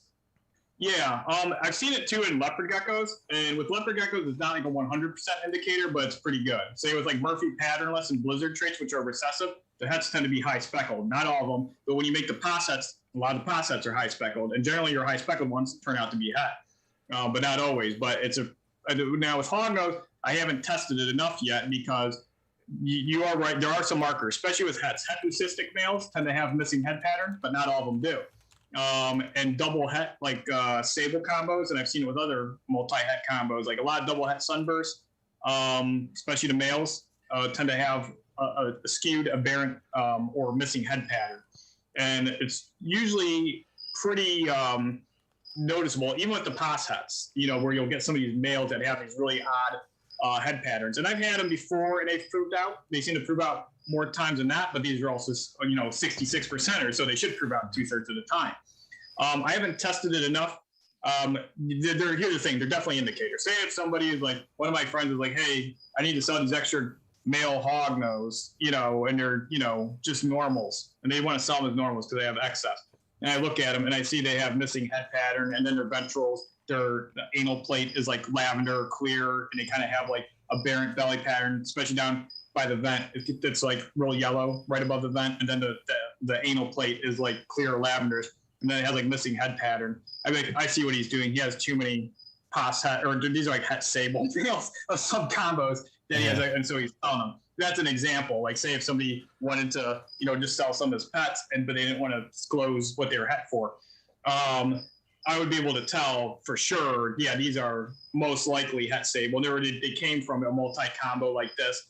But some of them might be like, if you mixed like some het leucistics that had missing head pattern, I might be able to tell those too, though, but not so much because of the head pattern, because a lot of the het leucistics, as of right now, still have a pretty standard looking and a very typical type of wild type look to them. But as they outcross them more into other stuff, like, I have Arctic het leucistics and stuff, and then there's some, as they get a little more diverse, you'll probably start noticing differences in their body type, like coloration, but the head pattern will still remain. But it might be hard to tell, which ones are het for certain traits. That would be the one thing. I definitely, if you mixed in a bunch of like missing head pattern, het leucistics that were outcrossed, het sable, and then maybe some like crazy, maybe multi-het pastel pink toffee or something like that. I've seen missing head pattern, even multi-het lavender. I would know that they're pos het for something, but might have a hard time telling what traits. I'd actually have a better time looking at their bodies and saying, well, this one's greenish and darkish and kind of reminds me of Montana locale, so it's most likely sable. But if they become so outcrossed or so mixed, I'm not going to have that advantage. And just the missing head pattern will tell me to pos het for something, most likely, but I won't know what an actual trait is. Okay. And again, it seems to be more common in males. I like that question. That was a good one. Another question I have for raising babies. Two more I have here. Now, two of my hognoses when they were young, they were really sketchy. They're really skittish. They, I would leave the pinky or the fuzzy in their cage. They would not eat it. They would not go near it. I would put it near them. They wouldn't eat it. And those two, I would have to hold in my hand. If you have watched my videos, I think you have, Jeff, that my one het snow, possible het ghost, I have to hold her to feed her. She's incredibly skittish, and I have to hold. As soon as I hold her, I pick her up, I put the pinky in her face, and she eats it right away. What do you think about that? I'm like, feeding techniques. Is there, feeding techniques you have to use that are special with some of your hognoses where it's just successful and otherwise it wouldn't be? Yeah, I've actually had a couple like that too, where they would eat better in my hand, and I get them in my hand, and I try to get them to slow down and calm down, and I'd present the pinky to them, and for whatever reason, they would eat in my hand better. That's not an uncommon crazy. one. But yeah, there has been weird ones. I remember when I was like 16, I picked up some wholesale hog nose. The guy had a clutch and he was just wholesaling them, and it was hard to find, hog nose kind of just in general back then, especially good deals on any. And it was at Daytona, so I bought the guy's whole clutch, and a lot of them like wouldn't eat. He sold them to me for like $25 each, and then I found out later why they didn't want to eat. I ended up getting them all eating, but the one I remember wouldn't eat, and I was like, I'm going to force feed it. And as soon as I started to shove the pinky head in its mouth, it opened up its mouth and grabbed the pinky and started eating.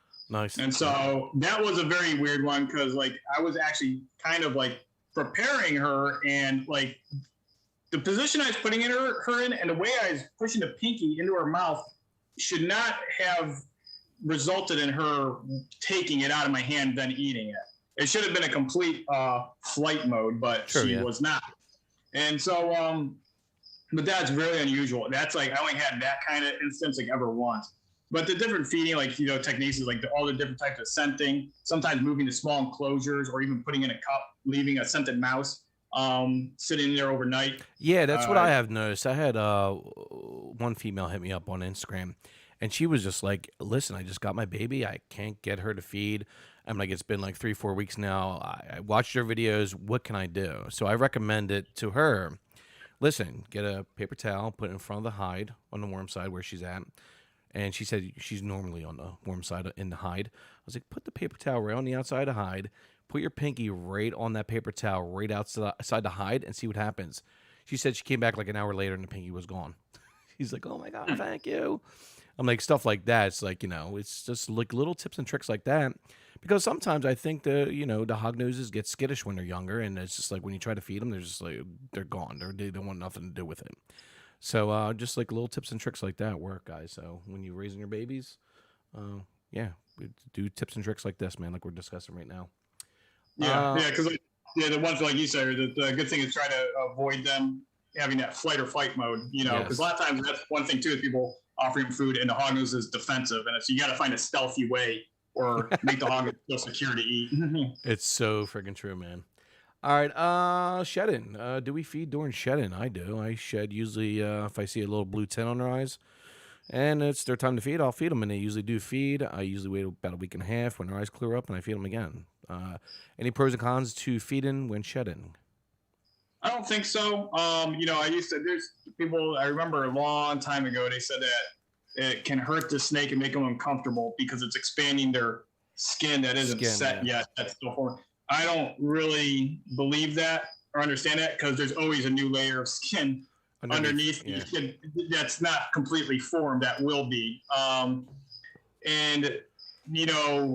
The reason I think they naturally don't eat often when they're shed is because they're, one, more vulnerable. They have to also, a lot of times they'll go to areas too that are more damp.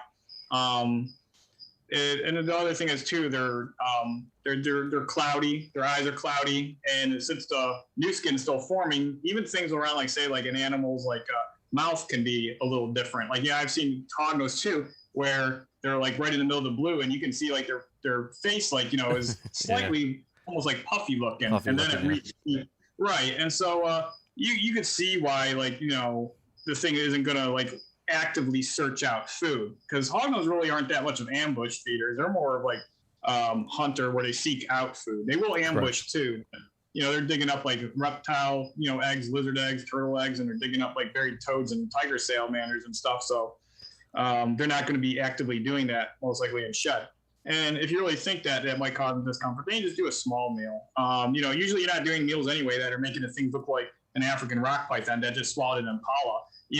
You're just feeding it, a decent-sized mouse. It's like. Yeah. So I don't think there's any cons. The only con is if they don't want to eat, then you don't feed them. Exactly. Yeah, if they don't want to feed, just don't feed them.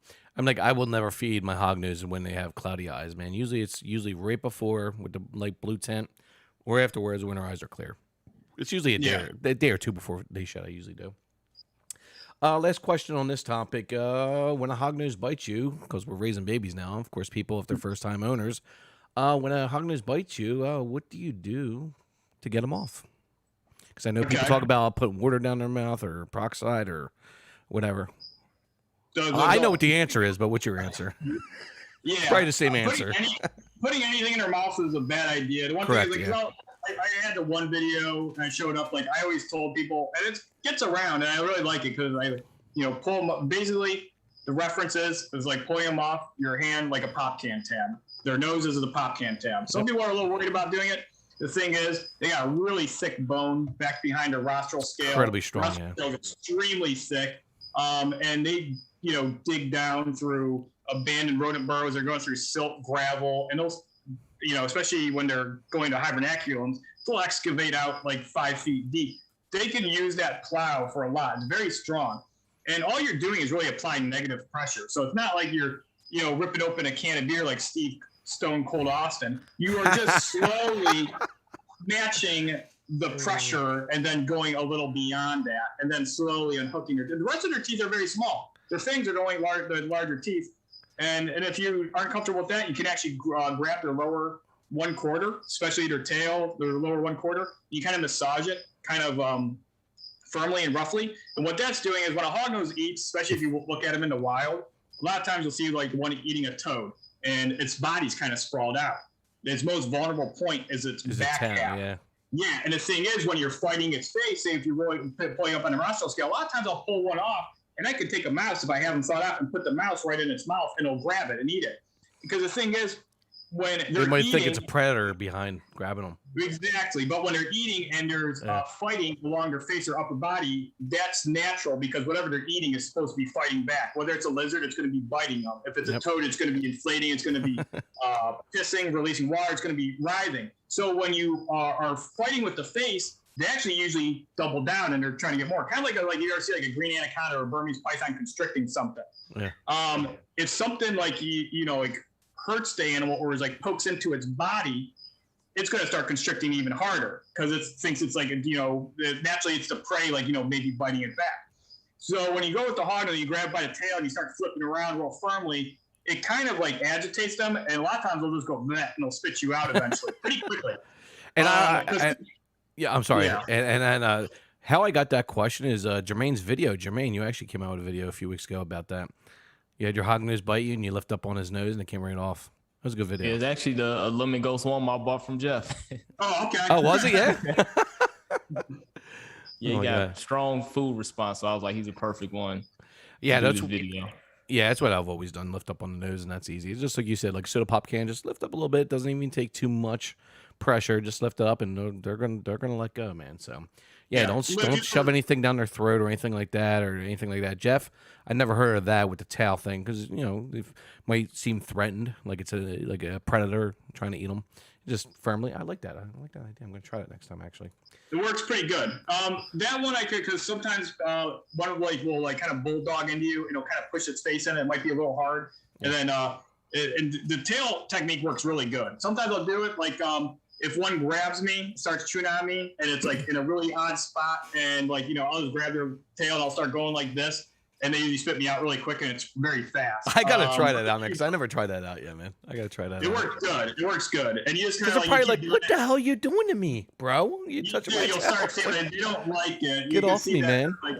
Because a lot of times after you do that, they'll go right into like flight mode too. When they spit you out, they're like, all right, I gotta get out of here. Because naturally, anything that's attacking our lower half, especially that's kind of picking it up and moving it around a lot and massaging it pretty firmly, that's very unnatural for them when they're eating something. So, but then if you're fighting their face, they're not going to give up. But you do the pop can tab trick, awesome, and then the tail trick. And actually, after I did that and stuff, actually I seen somebody who was a retic breeder does something like that too. But the retic's much larger. Somebody said that he bites tail. He'll actually bite the eye. Like, that sounds pretty extreme with a big snake.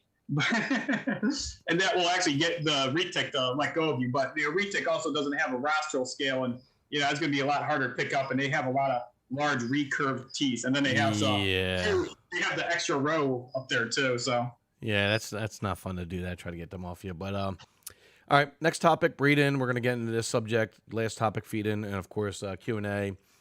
Let me know when you got to take your 15 or your quick 15 seconds or whatever, Jeff. Germaine, before I get on with breeding, any other off-topic questions you have for Jeff, and then we can move on to breeding. My next question is going to involve breeding, so we can move on. Okay, cool. Perfect. All right. You need to take a break, or do you want to do breeding? Right, real quick. I'm gonna Let's check do this that. email. Guys, let's take a 2-3 minute break. We'll definitely be right back. Hang in there.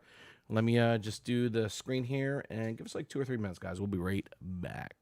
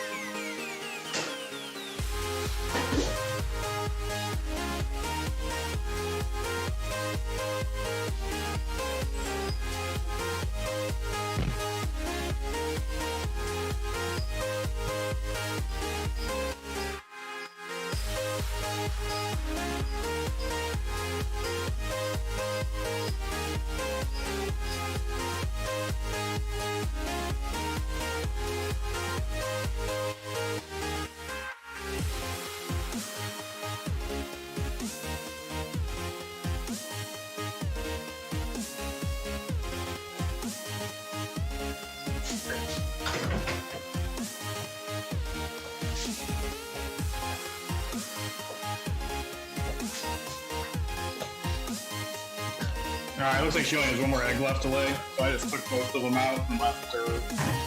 So.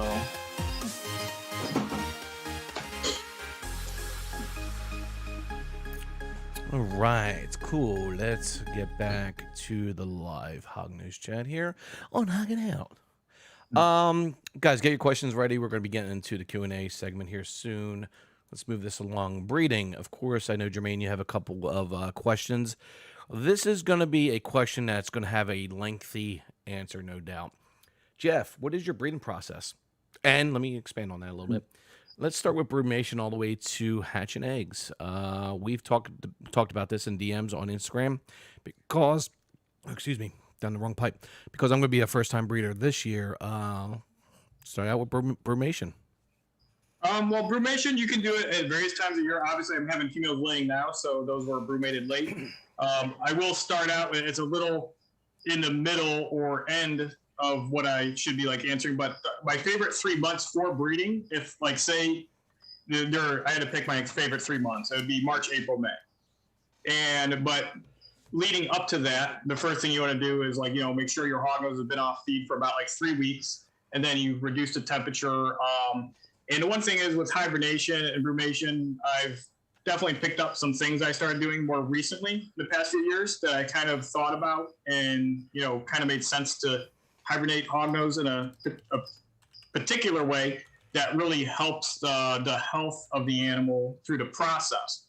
So I usually, again, take them off feed for about like 3 weeks, cool them down. And when it comes to temperature, you get really cool, like, because when I was a kid, I wasn't really able to get them as cool as I could get them now.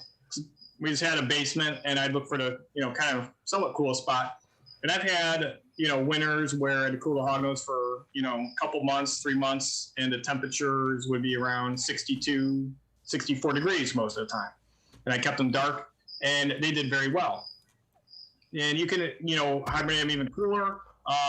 It's not really necessary. There isn't a really big advantage to going colder. But I say the perfect brumation temperature, somewhere like the mid-50s, because if you go down like, deep enough into the ground, 4 or 5 feet, the average temperature down there is like, somewhere in the mid 50s. Okay. So I think 50 degrees to like 58 degrees is the sweet spot. When they hibernate naturally in the wild, they might even sometimes get exposed to cooler temps, depending on what kind of hibernaculum they're using. I don't think it's happening very often though, because they're excavating out old, abandoned, most likely pocket gopher burrows. The pocket gopher burrows have a lot of different chambers. Probably seeking out chambers that they're going to know, because actually, if I ever take a hognose out for a photograph and it's kind of like a cooler day, the one thing I notice if I take hognose out on a cooler day, the first thing they want to do is start usually digging down because the air temperature is cold. But so your brumation period is what, about 2 months? 2 to 3 months. Yeah. 2 to 3 months. Okay. Yeah. The longest I've ever done was I had some health problems and I was so I needed some time. You can brew, hognose in the wild will sometimes brumate up to like a really cold winter up in Montana. Like 5 months, right? Saskatchewan probably like 5-6 months. They probably harsh winter 6 months. And the thing is, the whole time when they're hibernating, they're definitely not drinking. They can't, because they're down in these chambers and there's no access to water, but they don't ever get dehydrated. And so the thing I started doing is I started hibernating mine on coco coir mixed with sand. And I make it very loamy, and I make it kind of about as wet as you do potting soil, sometimes slightly wetter. And when you hibernate them like that, they don't need water. I take them out, they don't want to drink. As long as I cooled one like that was about 5.5, 6 months. And every couple months I'd offer her water. She didn't care, didn't want it. And then even when I warmed her up, I think she took like maybe 1 or 2 sips after about 6 months of no water, and she maintained perfect weight. The thing is, when they hibernate in an environment like that, you're really simulating these burrows that they get down into where the ground has a certain level of moisture. They're not losing any moisture through respiration. They're getting it all back with the kind of humidity pocket that's down there, and then also the moisture from the substrate that's encompassing their body. So it acts as like a cocoon for them. And their metabolism's really low. And because the thing is, I used to hibernate them on aspen and stuff like that. And one thing, and I see it with other breeders too, they're like, well, my hognose and stuff, like I've seen it to somebody recently. They took them out, gave them a break, and was giving them water, and they're chugging water. And actually, I think that can be bad at certain temperatures. If you get them to chug a lot and they're in the 50s, they're naturally not really supposed to drink at those temperatures, especially a lot. So I think if they're doing that often, it could actually result in possible health problems, maybe even something like pneumonia. But I think that'd be rare. I don't think that's really a cause or a case. But the thing is, them getting dehydrated and or getting really thirsty and brumation, I don't think is natural. And then also, like the way I hibernate them, there's very little airflow. They don't need it. Their respiration is going to be extremely limited. They're going to be using way less oxygen. And they do extremely well. I'll bring them out. Like the female I brought out after about 5.5 months, she was the same exact weight. I don't think she lost even a couple grams, maybe a couple grams. So after you brumate them and you warm them up, when do you recommend feeding them, and what are the temperatures out of brumation into them feeding, preparing them to pair up? Well, there's a couple different processes you can take, because the one is like, well, you can warm them up slowly. Their metabolism is going to be slow. So a lot of that question revolves around how active is their metabolism, how fast is their metabolism working. My one friend, Dan Eby, we love, because we're both big time herpers and we both love hognose. Nice. And so we talk a lot about hognose, and the one time we brought some out of cool down, and he put him right in his warm room right away. And he has pretty good breeding, success, of course.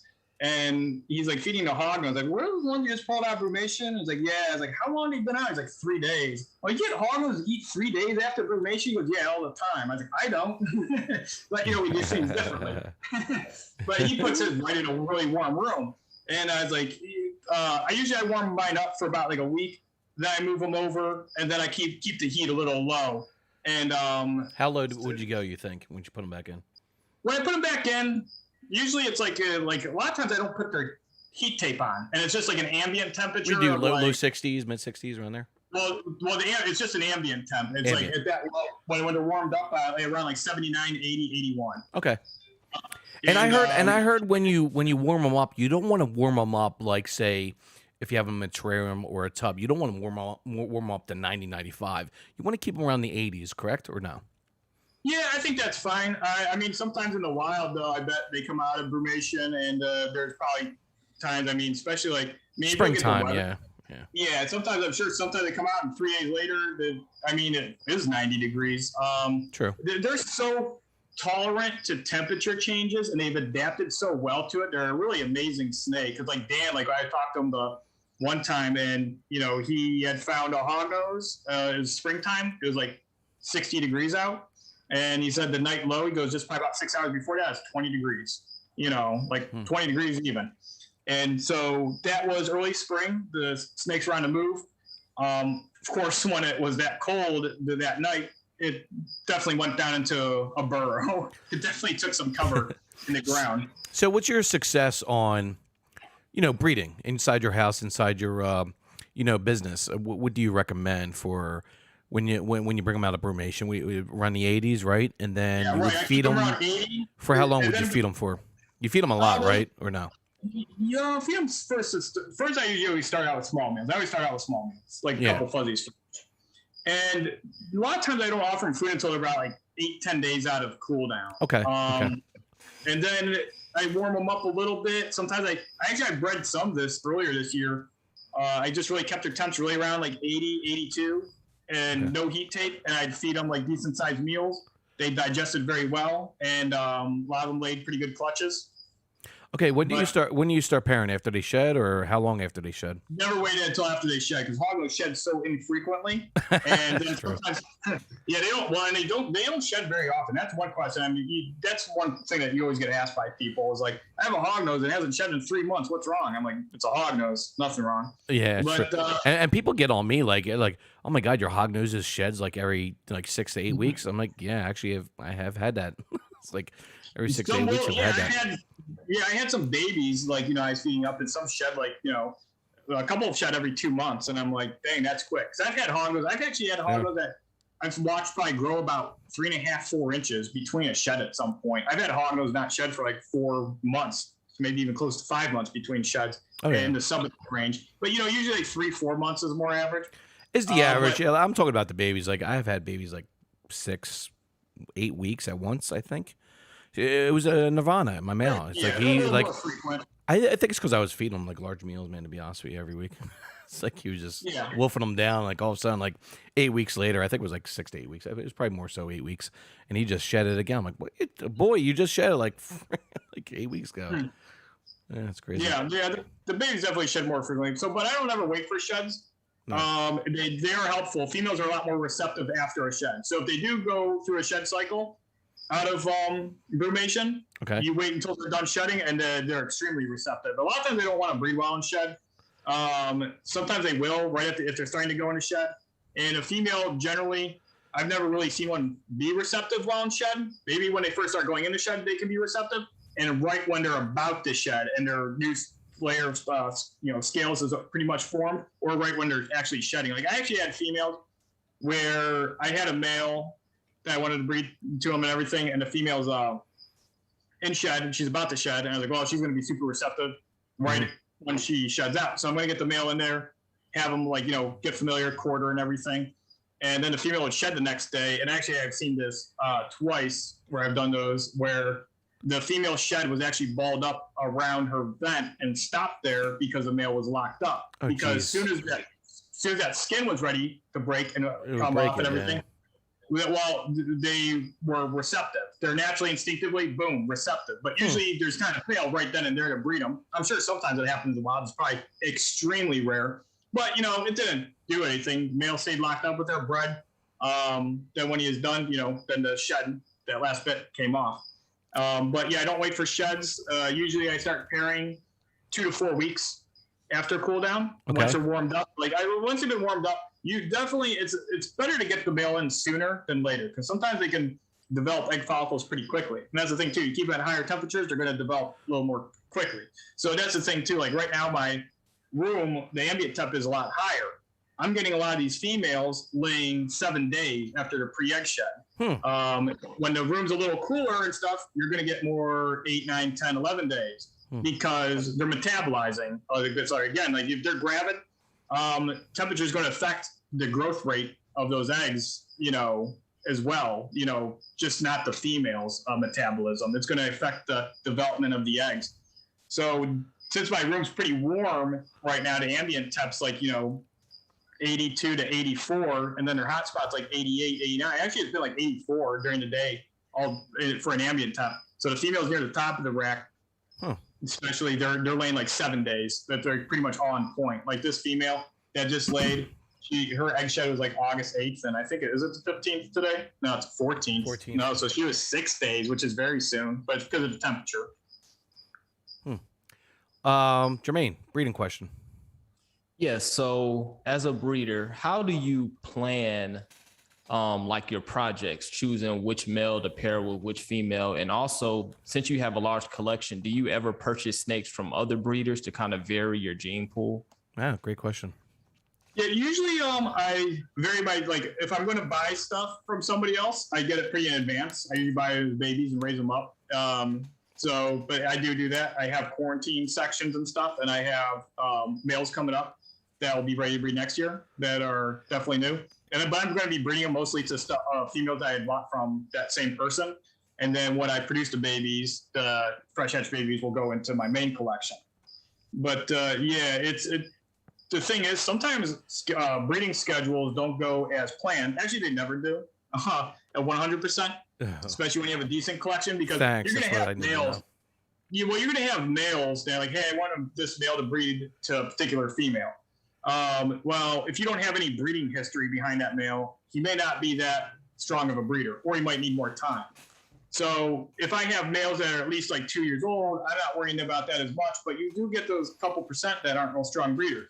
Like my AAA sunburst males, they're around 2 years old now. And some of them, they started breeding, but a couple at first, both males, more particularly the one male, didn't really want to breed. And I have an Arctic sunburst male that's a lot bigger and a much more dominant breeder and is extremely fertile. So I paired him to more females, and he has a little bit of breeding history. And so if I say to really get some good breeding histories, you really want to have like a male basically you're getting breeding history on all of your males that you breed every season. Mm-hmm. If you're paying attention, you'll see certain males are stronger breeders and certain males may not be as strong as breeders. And then you can also mark the females and see their fertility. And if you had a male that like first year breeder, you put him to 2 or 3 females and he had like perfect fertility. And this guy was very strong, like, as far as like, you put him on these females and he's courting them real heavily. And, he's got that physique, big long tail and all that. Sometimes you don't even need that. Sometimes these small males do really well too. But if you have a male like that and has his first year, then you have really good breeding history in that male. Then the next year, he's like my go-to male. And so he might not have the best genes for a particular project, but I'd rather have good eggs from a female versus spotty fertility. So a lot of times I'll actually breed stuff like, up until recently, I had to have a regular Arctic Conda albino male that I'd still breed a lot. And I have super Arctic, super Conda albino males and all that, but this guy was like 8 years old. The old males were great breeders, especially males that are like 3, 4, 5 years old, 6, 7 years old. Those are your best breeder males. And, that thing, as soon as you put him on the females, he like just wraps his whole body around him. He almost kind of like even flattens his body and almost like looks like a suction cup on some of them. And he just like has this big long tail sprout all around him and he's just pulsating. I mean, he does like an amazing job. And then the other thing is too, certain females are more receptive with certain males. It's not like a super common thing, but I have noticed that you'll have a certain male that will breed other females, have them with a female, and there isn't receptiveness from the female. Huh. And sometimes the male's interest is actually a little lacking too. But then you put another one in there and the female is more receptive towards that male. Now the receptiveness, I noticed a couple of videos because I've been actually researching breeding because I'm going to be doing it this year. Is like when you introduce a male with the female, she likes to wiggle her head and bob her head a lot. That's a good indication, right? Yeah, that's like kind of a hormonal response that they they're instinctively that's their reaction to the male, and yeah, that's kind of like the first steps you usually see. Sometimes you'll even see non-receptive females do that at first, and then later they just kind of lose interest. And basically, when I look for like a non-receptive female, the female where the male's always courting, and you're not with it's kind of tough because some people are going to put their males with females, not check them a lot. I check mine pretty frequently. I like to see the locks. Well, that's what I was gonna. That's what I was gonna say. As my follow-up question is, sometimes when you introduce the males with the females, you actually got to watch them in the beginning to make sure that the female doesn't attack the male. Correct? That's true too. That's a very good one too. You got to make sure. Yeah, this year I had more incidents than I normally do, but no males ended up eaten or died or anything like that. One male he was halfway down the female's throat, and he was just like looking around. What? And so I put up on a Hognose Scale, and she spit him out. He was bleeding. Crap. I put some iodine mixture on it, and it wasn't too bad. Wow. 2 days later, he ate, started going through shed, processed pretty quickly after that. Holy crap. Repair, rejuvenate his cells, the wounded area. And then he shut out, and I fed him up a few more times, put him with a different female, locked up with that female. That's why I wanted to bring up that question, man, because I know people talk about that too as well. Yeah, if you came across, say, a female and she just really, and say if I opened up a tub, let's say worst case scenario, and there's a lump in her, I'm going to try to get her to throw up immediately, because just the off chance that she had just done swallowing him 5 minutes ago, he might still be alive and fine. Not fine, but he will live and then go on to be okay. Yeah, he's not going to be too happy about that for sure. He ain't going to be happy, but I had that male this year. Yeah, he was at least halfway down the female's throat. All right, I got two more questions on breeding, and of course, I want to show you guys pictures, your guys' pictures. I want to start with Germaine's pictures, what he produced this year, and also Jeff. I'm going to show your pictures after this. Next question, actually, two questions.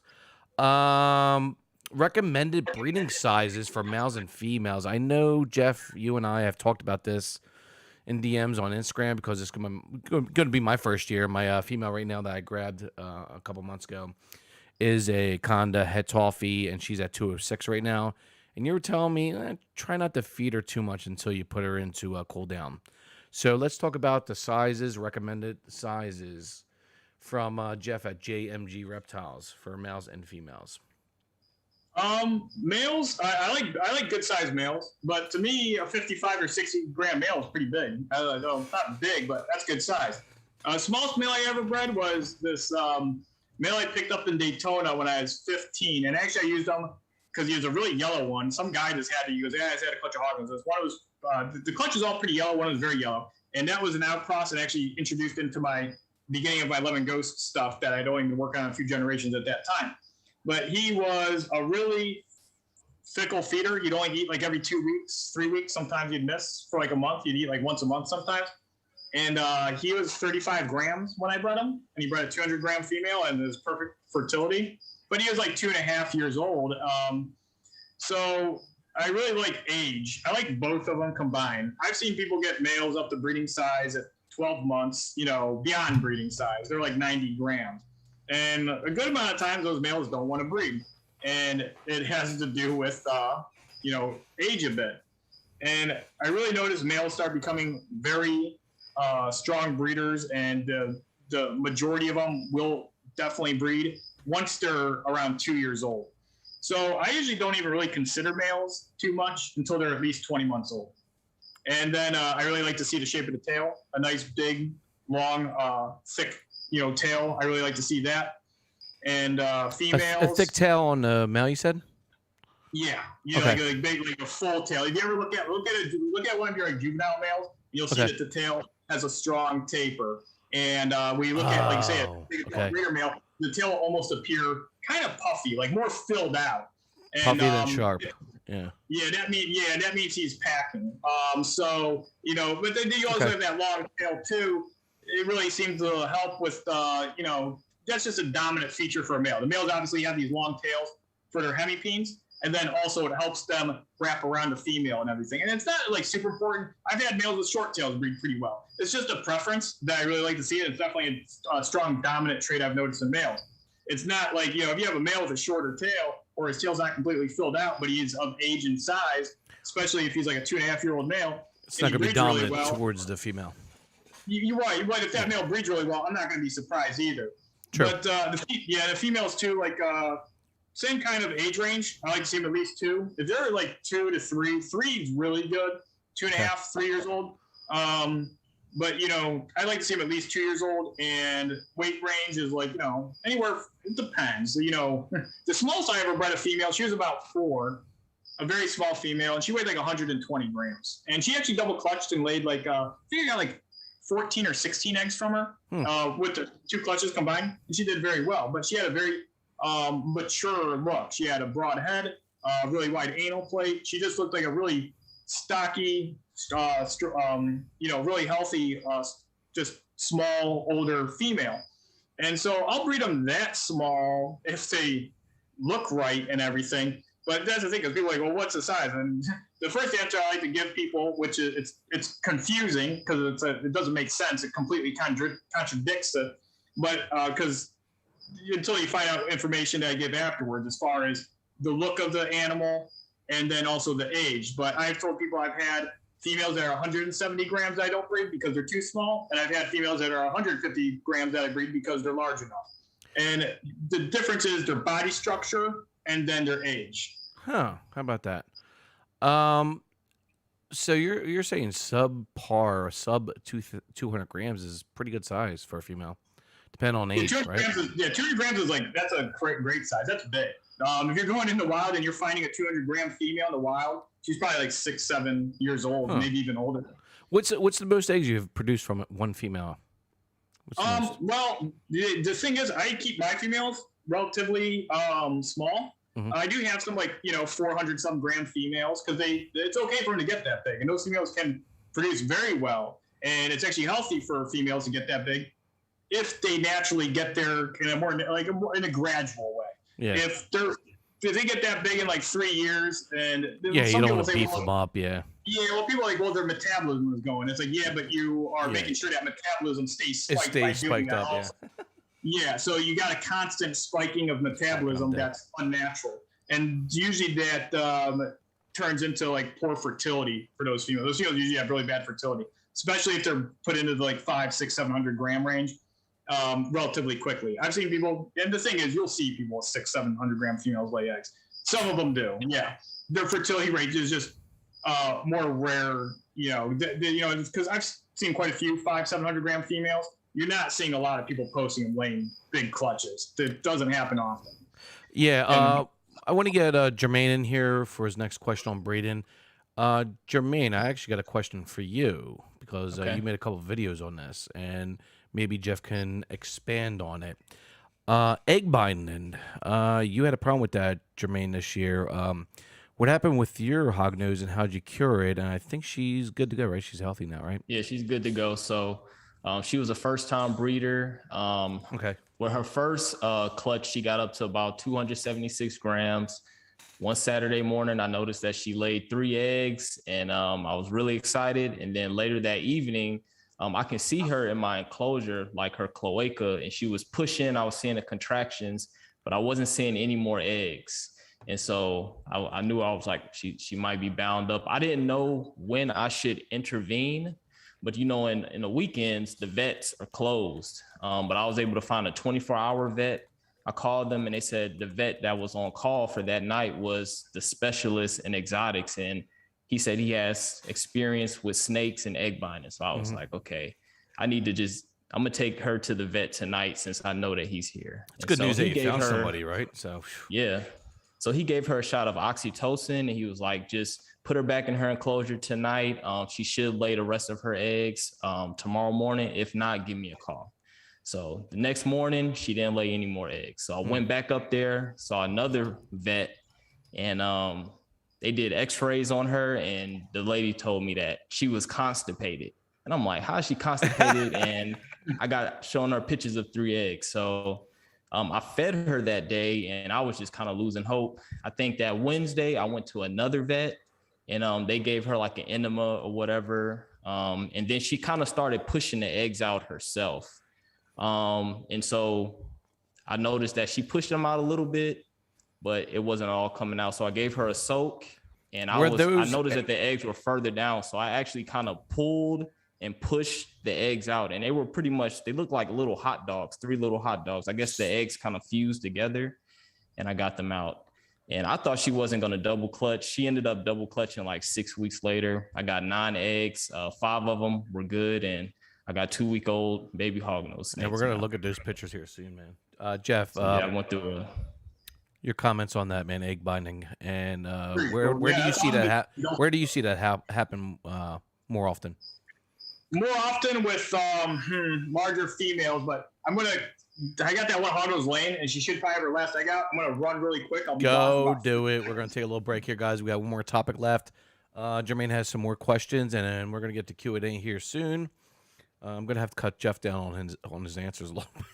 He's ranting, but I love, man. It's great information, man. So, all right, guys, let's take a little 2-minute break here, and we shall be right back.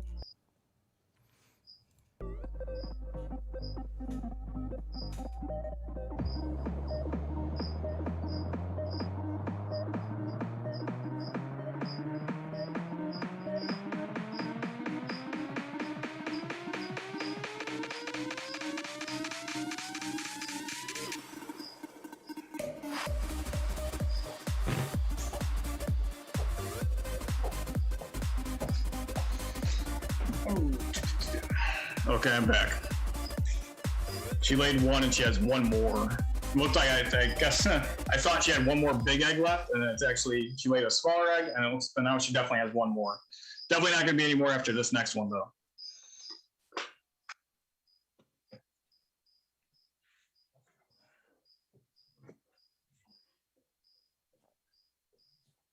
Yeah, I'm interested. Sorry, my microphone was not on. Hey, we're back, everybody. Jeff, you can interrupt us as many times as you like. Germaine, another breeding question. I have, I think, one more, and then we get on to our last topic. Oh, yeah. Well, we gotta get to the end. Yeah, what are your experiences with egg binding, and how do you kind of remedy that issue? I approach each one differently. Like he's like, the one thing is like, I don't know. I never really go to a veterinarian unless I'm really thinking that surgery is going to be needed. Because like the oxytocin shots, I've had like other, like I heard that's only supposed to really be used for like turtles. I don't think it ever has worked on snakes. And if the shot is given and the snake ends up laying eggs, there's a chance that the snake may have just pushed them out regardless of that shot or not. Because I've had females get egg binding, and I've had like plenty of times. I've had people actually message me about that, and they're told, I don't know by who, but basically the snake's going to die within days if they don't get them out, which isn't true. Yeah, that's what I heard. Oh yeah, that's completely incorrect. Now in certain cases it is, but they have a particular look. Usually if a female, if you see like where the eggs are like stacked really bad, and like the ventral area or even like above that is just super inflamed because all the eggs are like kind of piled down there and her spine's showing. And she just looks really exhausted, and she's even like sometimes they'll even be a little listless or have some malaise.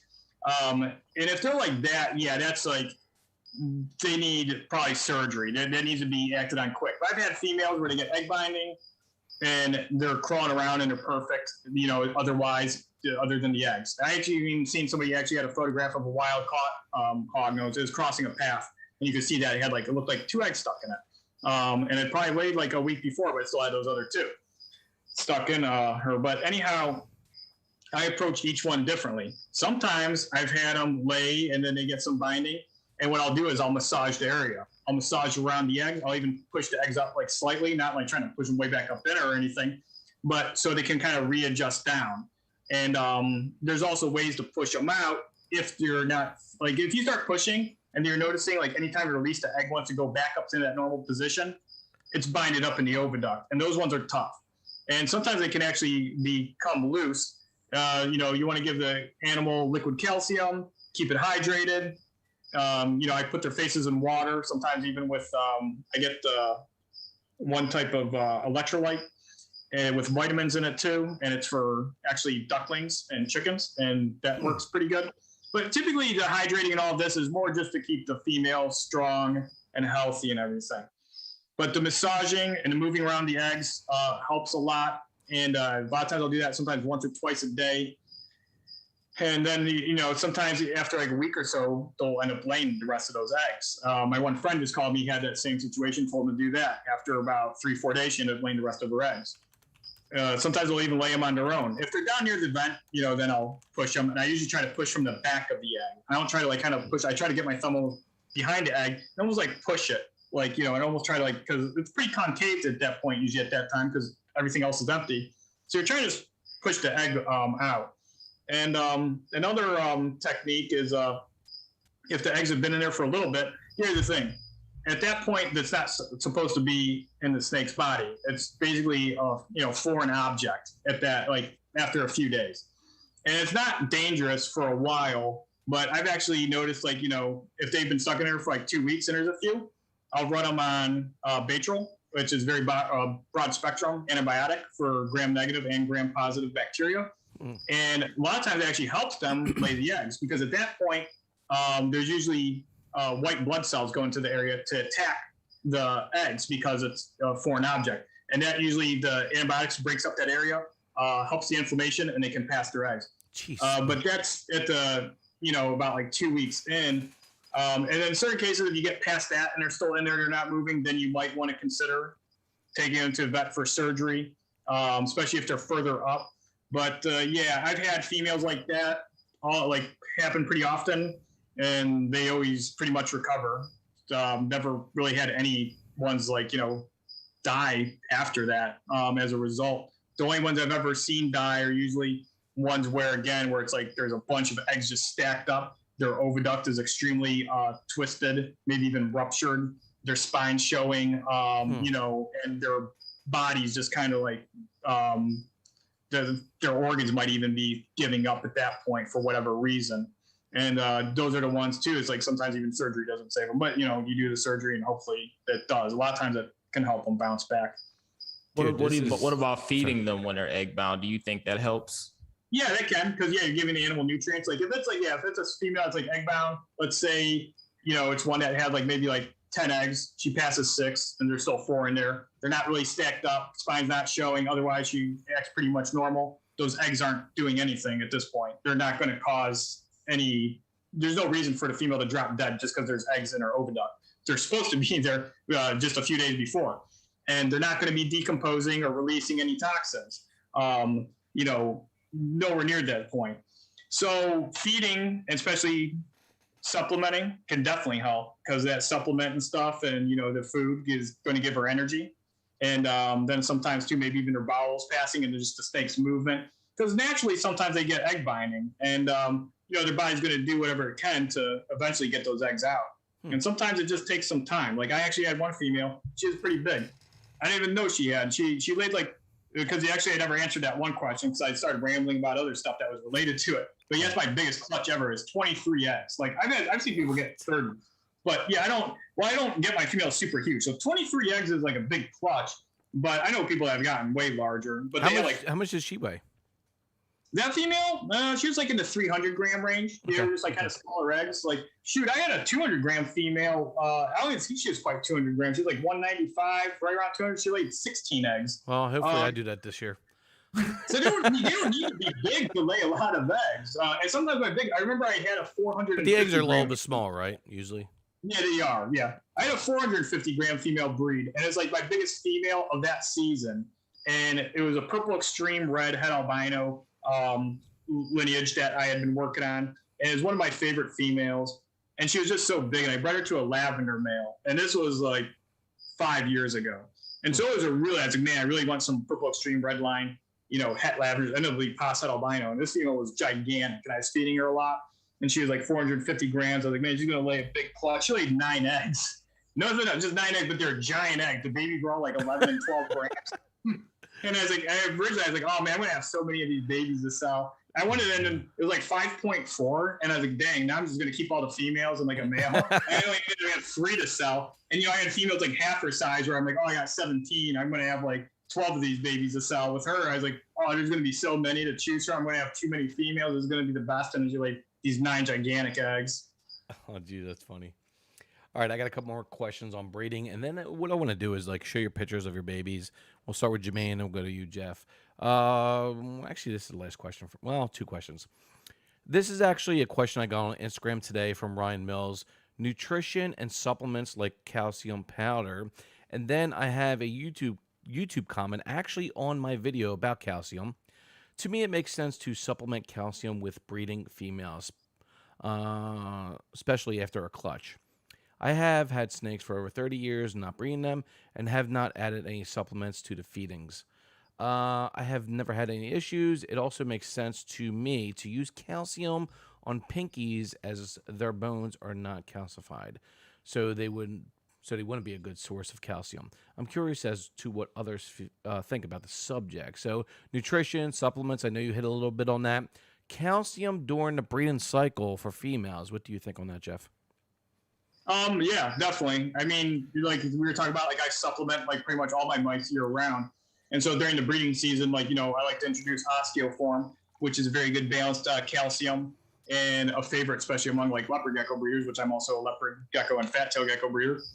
And, it has a very good balance. And, I think it's very important and helpful for the female. And actually, I think it helps against things like egg binding and stuff, because the female is going to have, her nutritional stores depleted. And I think a mouse diet too, a mouse diet for hognose is a pretty rich diet. And the other thing is, the one thing too I think about egg binding is you actually see it, I think, in more and larger females, especially if females are producing larger clutches, especially first year. And I think a lot of it has to do with the rich diet, getting them large, and then also resulting in them producing more eggs than they probably naturally produce in the wild. I think a lot of these first year smaller females in the wild are laying like, 3, 4, or 5 eggs. That's it. So a calcium supplement would help produce more eggs, you're saying?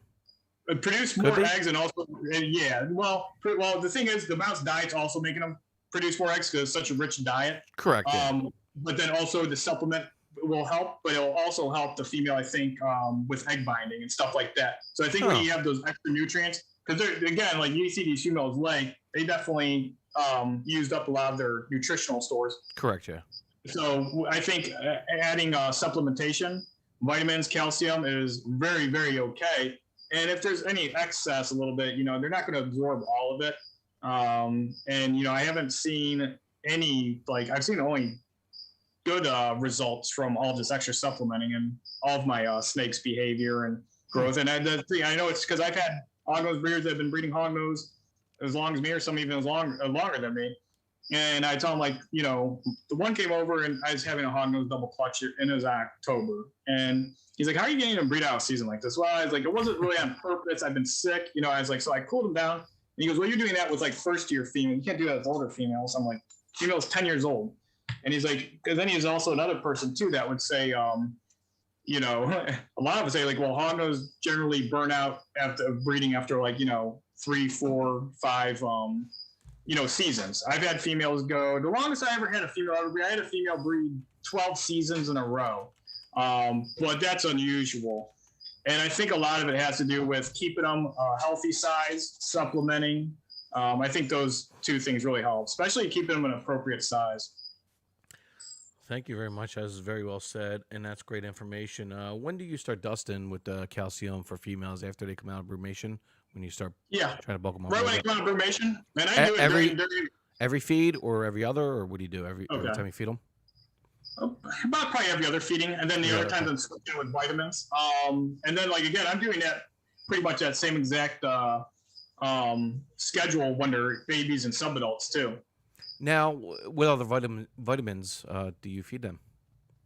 I use Reptivite, and then also I use Bionate. Okay. So I like both of them. Bionate's pretty cool. It's very good. It seems to be a better performance vitamin in comparison to others. It coats really well. You do have a lot of loss with it though when you're doing it for the coating and not adding it to an actual diet. But most of the stuff too that you're feeding the Bionate, it's meant to be dusted. Unless you're mixing it into an actual diet that they can ingest. I got calcium powder and Viamate, but I no need to use it right now. I would think so. Last question. Oh, Germaine, breeding. You got another breeding question? Oh no, I don't have any. All right, last one I have is a double clutch. When should we double clutch? If we should double clutch, I got my first year female this year, 206 grams. She'll probably go up to 215 before I cool her down. Should I double clutch her for the first year or no? Well, would it's you really up recommend? to the female's body. The female's body really does it. I've had so many where I don't reintroduce the male, but I keep the food coming and the supplements, and then they develop the second clutch and they retain sperm. So, because I've actually, it's like, well, this female laid, I fed her up, and it's been like 5-6 days since she laid her first clutch. I try to reintroduce the male. She's not interested. He's not that interested. And then she's, and that was just recently. And I was like, it looks like she's already swelling up. I think she's already ovulated. She already had egg follicles growing, and they are now, she's probably about on the verge of ovulating. And if she has retained sperm and everything, it's funny. Actually, sometimes I've seen hognose when they're about to ovulate and their follicles are very large, that sometimes they're not receptive because they're so close to ovulating, and they actually might lay all infertile, so they might not even let the male lock up with them. It's kind of weird. But that's one good thing of getting males in early in the season. Like I said, usually I put the males into post cool down and after they've had a few meals. But earlier is always better, and it depends too on how fast they ovulate based on temperature. But back to it and everything. I think it's okay. What was the initial question?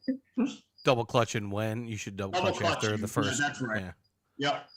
Generally, the females do it themselves. I've had females, where you can reintroduce a male, and you actually can get, babies in the second clutch from the new male that you introduced. Oh, so you're saying basically, after you introduce the first male to the female, she does her first clutch. There's a possibility there might be some sperm left that you don't have to introduce. Oh, yes, yeah. A lot of them I don't even. How about that? I didn't know that. That's news to me. You keep feeding them up and supplementing them. Yeah. That Wilma female I just posted, I tried putting a male in with her again, and he wouldn't touch her, and he wasn't interested, and she wasn't interested. And even days after that, I've seen a lot more swelling, and you could already tell she's gravid. So I'm like, she already. Yeah, I'd say about 70% of my females at double clutch, I don't reintroduce a male. Oh, how about that? We got a question on a WOMO too here in a little bit on Q&A. So I'm done with the breeding section. I'm sure we have some questions in the chat, which we're going to get to here in a little bit, guys. If you want to start posting your questions, we're going to get to the Q&A here soon. Germaine, any other topics, questions for Jeff before we move on to Q&A? We can move on to the Q&A to let the viewers ask their questions. Do you have any more or no? You good? No. All right, cool. All right, can we take a break? 2-3 minute break? Let's do that. Let's get people let people get their questions in, and we'll be good to go with Q&A, guys. So get your questions ready, and we will be ready here soon in a few minutes. Take a little break. We'll be right back here on Hogging Outs.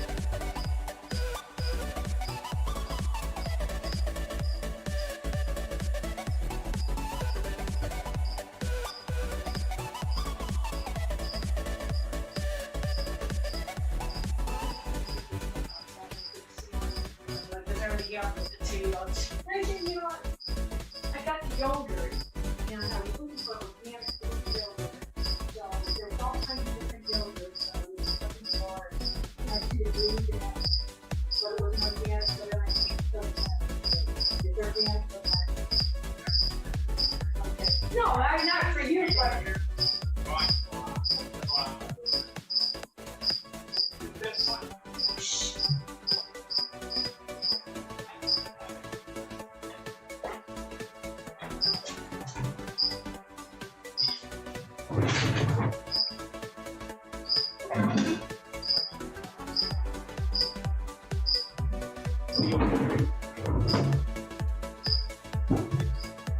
Let me be honest with you, man. The crickets in the background is a great ambience to this song.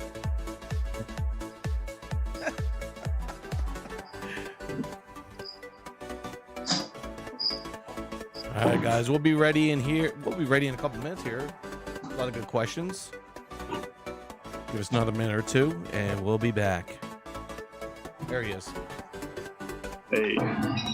Hey. Derek, say something about there's always crickets that get loose in the living area. I love it, man. I love the ambience, man. Yeah, they're the house crickets. House, they're not crickets in your house, dude, are they? Yeah. Yeah, they're crickets in my house. Yeah, they're from my feeders for my geckos. They always find a way out. It doesn't matter like what kind of setup you put them in. The crickets always find a way out, and then they get into your kitchen and they go behind a refrigerator, and then you just give up. You don't even fight it anymore. That's me. I don't even fight it. I'm like, there's crickets loose. So sometimes people come over like, yeah, you got crickets loose. I'm like, yeah. You're not stopping them. Man, they had a nice ambience to the stream. Let me tell you that, man. The whole entire stream. Quick question. Keep the answer underneath a minute. We'll get to the. Do you breed your own mice? I do. Wow. Okay. Cool. I wanted to know that too. I want to know how many mice you go through in a month. How many hoggies? How many hoggies you have, and how many mice through a month? Real quick. Well, right now, let's just talk about babies I have hatched. Right now, I have like 530. Well, so there's around like 500 babies. And so we usually thaw out like around like 480. And there's like some that eat live. And so if there's extra, we double feed. And then there's some that only particularly like live, and I go through and give them live. I have an ARS full, like basically look at an ARS full mouth breeder rack. I have one of those, and I just recently completely filled it up. It took me a while because first I just started with like 2 rows, and then as I produced mice, I just kept.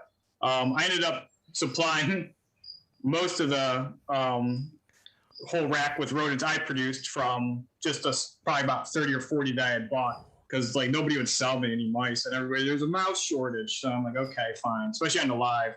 So I was like, I'm giving up. I'm just gonna breed the few that I have, and it took me about a year and a half because I'd be feeding some off. And during the summer, they slow down in production. The mice produce a lot more in the cooler weather. Yeah. So in the wintertime, you're getting a lot of babies. But right now, I'm not getting a lot. But sometimes I collect out of there to feed off like maybe 100, 150 mice a week. So for my live, my frozen, again, I say I thaw around 480. My adults, sometimes I feed them. I feed more small frequent meals, so like fuzzies, and sometimes I'll do like hairless hoppers. I'll thaw out like 600 at a time. And if that's enough, or for those sections, then I just like the next couple of days, I'll feed another section, kind of break it up into sections. Yeah. And then when I get low, I just order more. And I don't really pay attention to how many I go through. It's a lot. Anytime I order, I try to order like 3,000 to 6,000. The most I've ever ordered in a time was maybe 10 or 12,000. Well, actually more than that, because with pinkies and everything, there's been times I've ordered 12,000, and who knows what I pay a year in mice. It comes up. You know what? I could look at my my write-offs, because it was put in there. It's probably like 20 grand. That would have to be right. You're right. It's like a little over 20 grand. I was ready to say, dude. It's probably about 20 grand. $20,000. Especially with those. Oh my God, dude. Holy crap. That's what I made in crypto in the last friggin' 4 months. Here, you have my money. Well, that's good. That's a lot of mice. All right, let's get on with Q&A here, guys. We just topped out at 32 viewers, 125 viewers through the stream. Thank you guys very much. Make sure you guys check out the links below for Germaine, Shovel-Nosed Hogs, and also Jeff at JMG Reptile. He's very active on Instagram. First question is from Spite. I have a question. I think you might have already answered this question. If we could keep the answers around 2 minutes, Jeff, because it seems like we had a handful. I'm going to pick the good ones, and I apologize if I don't get to your questions because it was probably already answered. I have a question. If you have hatchlings that are like 7 grams and haven't eaten since hatching, is it safe to cool them down given that they are that small, and for how long? Yes, it's very safe because, again, in the wild, when they're 5, 6, 7 grams, doesn't matter. And as long as it's, they're kept hydrated, that's great. So that's all I would worry about, is just making sure that the snake stays hydrated. So since it hasn't had a meal, it's completely empty, safe to cool down now. And actually, I kind of like the size of that animal. 7 grams is a decent size for a baby. hasn't eaten. The time frame's still pretty good, where it's probably, it hasn't lost a lot of muscle mass, and it hasn't had to use a lot of its fat stores that it was born with. And and I cool it for about a month. And then hopefully you have an area where you can get it down to at least 60, but I'd like to see it in the 50s. All right, cool. Tammy asked, what about shredded aspen bedding? Will that be a problem with HepiPens? No, I think aspen's fine. I do have some. Actually, if you've seen some of my videos, I experiment. There's the one that I won't use is like fine sandy chips. I really hate fine sandy chips. But when it comes to that big curly coarse aspen, the only thing I don't like about it is it insulates really well from air, and so like when they spill water or if they poop beneath it, it stays moist a lot longer. With coarse, it kind of bonds to it and dries up a little quicker. That's about my only drawback on it. It's like, and also if you put in too much, it gets like really fluffy, and it can kind of times sometimes they're more likely to put it in a water bowl. So those are the only things I don't like about it. Other than that, it's completely safe. Just make sure they don't ingest it. Even if they ingest a little bit of it, they're gonna, pass it. So it's not something that I dislike. Yeah, some of my hognoses actually eat the aspen. I try to pick it out as they're eating. You'll see me on my video, actually. My feeding videos, you'll actually see me get the tongs and, like, pull them out, just in case. But sometimes they ingest it, like Jeff said, and they'll absorb it. It's no big deal. I mean, you got to remember, they digest bones, so aspen should be no issue with them. A question, actually, we talked about this, but I don't think you've noted your best. Spite asks, what is your best scent to use, the most successful scent to use, if you have a problem, I guess, with feeding? Usually the insides of like mouse guts with water, just that technique. Those scenting strips, Tom Creasy, and then Kevin Rhodes makes them too. The Tom Creasy makes his pretty saturated, so when you get his like really, really stink, those work very good. And they actually work better than actual toad and frog, which is odd, that the dehydrated version in the cloth that you use for scenting. And what I do with the cloth when I get it, the scenting strip, is I soak it in a little bit of water, just barely any. I don't want to like dunk it in like a bowl of water and it loses its potency. I just make it like kind of wet, and then I rub the pinky head on it pretty well, and then put it up to the hognose's face and offer them. And that's the scenting strips work well. Frog sometimes, like the inside of like mouse guts with the water. Chicken liver and chicken hearts work pretty good. That one's one I hear a lot of other people using. I use a Reptilinks frog juice, man. Works pretty good. Yeah, right. Yeah, again, there's just so many things that work for them. I mean, if you wrote up a list of like things that work pretty well for sending hoggos, they're like ones that work really well, you'd probably come with like 20. Like the 1 year I had, these hoggos wouldn't eat like anything. There's like 10 of them. And I gave them like offered them frog toad, all of it, didn't want it. I gave them salamander scent. They all went nuts for it. The following year, I didn't have really. I didn't have as good a success. But it makes sense because where they range, you see hognose, there's a lot of tiger salamanders within their range. And actually, even in like West Texas, they eat a lot of tiger salamanders. They love them. But I thought salamander was like, I was like, oh man, this like blew frog and toad out of the water. The next year, it didn't have as good a success. So, you change it up. Yeah, guy. All right, guys, we're going to get to the rest of your questions here in a minute, but I didn't show the pictures. Let me show the pictures, guys, both you guys, Germaine and also Jeff. Check out the pictures here. Germaine, I'm going to go over your pictures right now because you had a pretty successful, percentage rate on your Arctics this year, man. So let's go over this one by one, and we're going to show some pictures right now. So this is Germaine, his success this year. Germaine, what is this one right now, man? This is I can't really see the pictures. It's kind of like a lag on it. It's going to be like 10 seconds. It's going to be at least 10 seconds. So okay. So just it's up on the screen. Do you know which morph it is? It's the first one. It actually looks like a Conda Super. Okay, let me pull up your Instagram. Or you can pull up the live stream. I have the picture up now. Okay, so the first one looks like an Arctic. That's the first picture I sent you. Yes. It's actually my favorite one out of the clutch. The third one to hatch out of the egg. And she has like a really busy pattern, which I thought was kind of unusual. And she has the darkest head out of all of them. It's very dark, man. Is that a female? Yeah, question for Jeff. They all seem like they have dark heads. Whenever they have their neck shed, do you usually see a lot of that come off?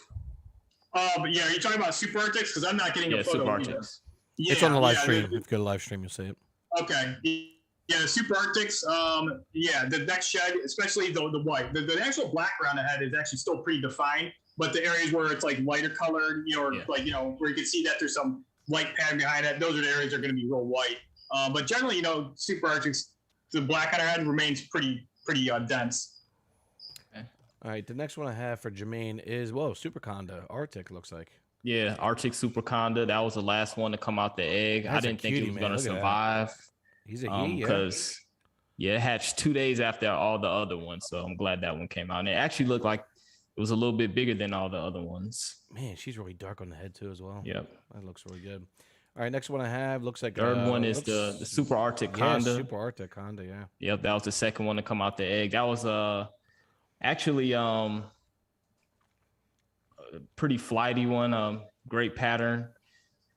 I love the pattern on a dorsal, man. Wow. Yeah, that's a female. I got pretty lucky with the odds. I got 4 females and 1 male. That's what I was saying, man. Your odds are like absolutely incredible here, man. And like this is your super. Yeah, the fourth one. This is the first Super Arctic that hatch out. That's the one I knew because I wasn't sure if my female was actually Arctic. Gorgeous, man. I just thought she was a regular anaconda, so I bought a Super Arctic Conda to kind of prove her out. And the Super Arctic Super Conda was the first Super Arctic to pop out the egg, and that's when I knew she was. You're actually like, Arctic. dude, we got something good here. And I knew. As soon as he came out, I was like, I don't see any pattern. I think it's the super. Yeah, I watched your video on that, man. That was great, man.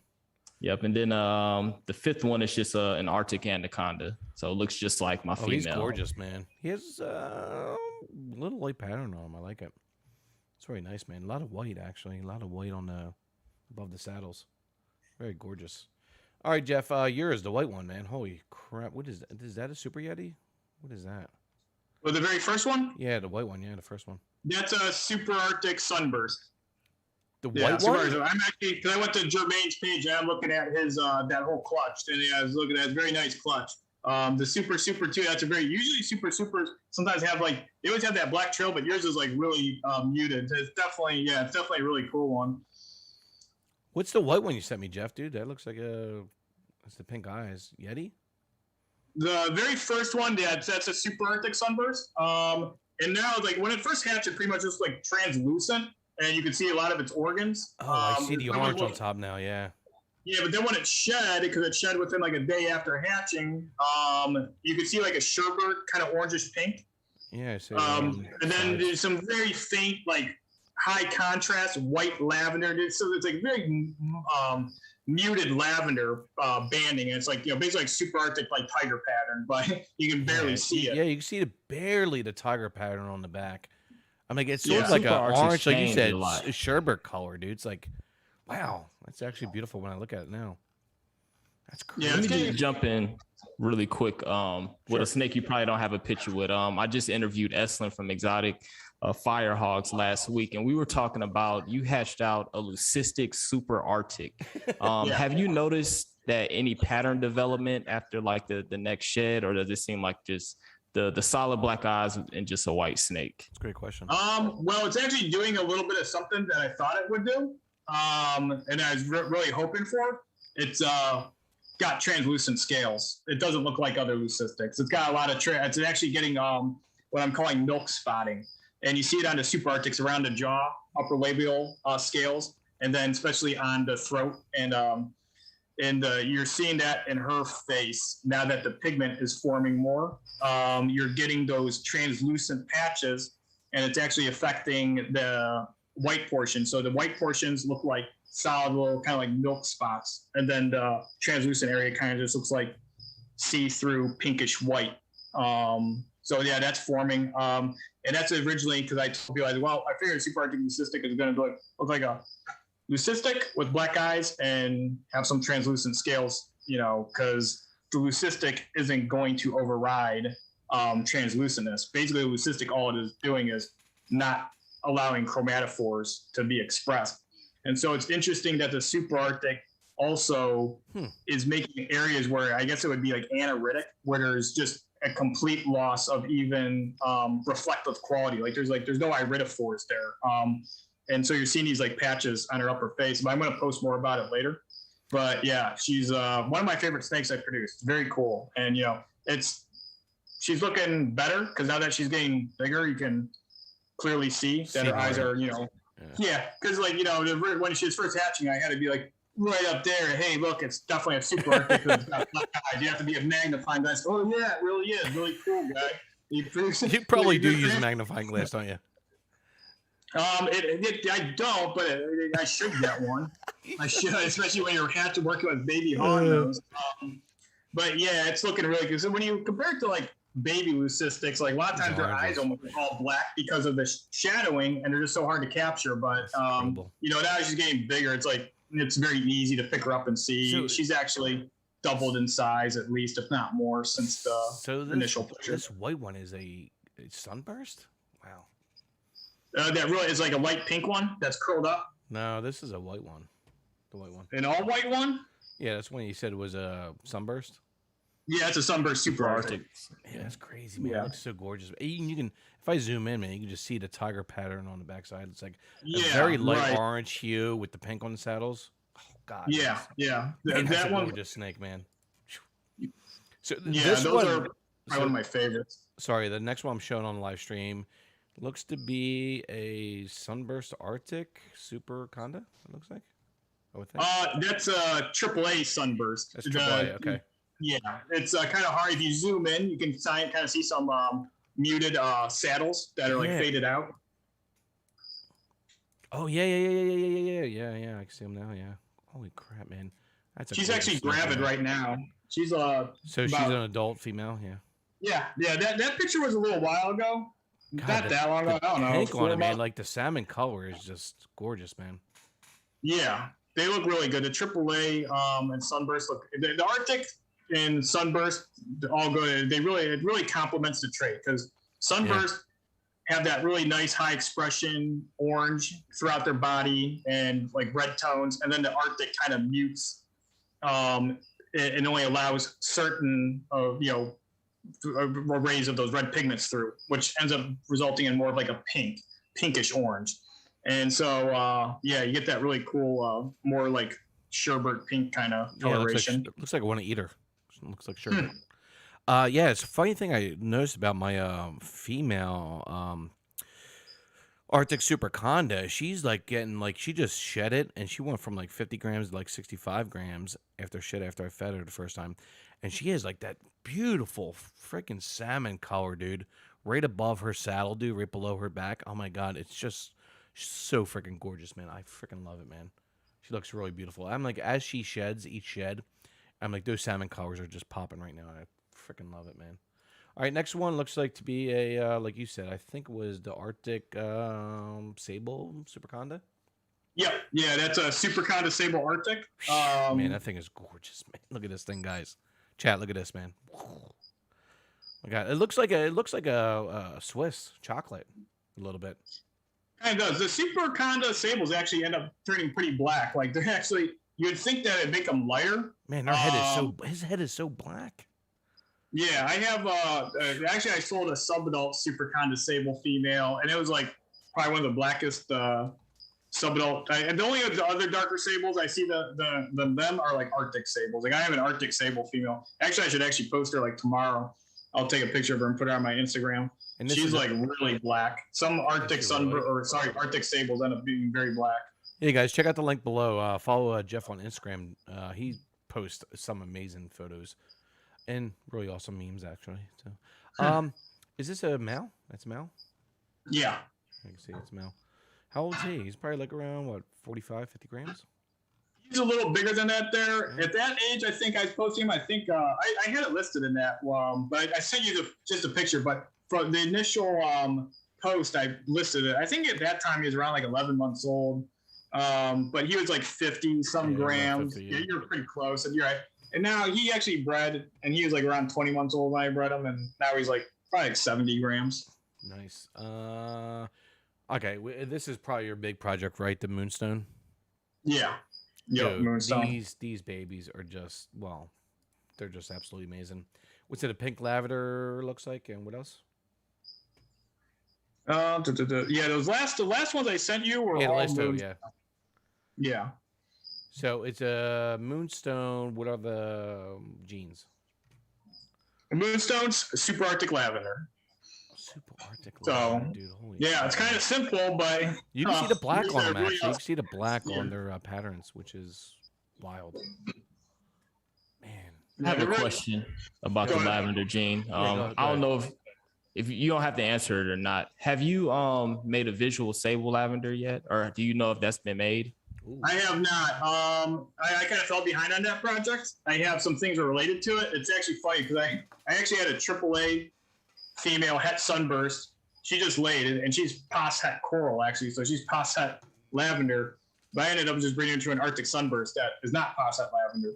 So I will have, and I have some other pos hets like that too. So I'm going to be making a decent amount of probably like sunburst Arctics and sunburst Arctic condas and supers that are all low chance pos het coral. But it'll probably be a couple of years before I produce any like type of coral, sunburst super Arctic or Arctic version. I did breed a couple Arctic double het sunburst that are pos het lavender, but I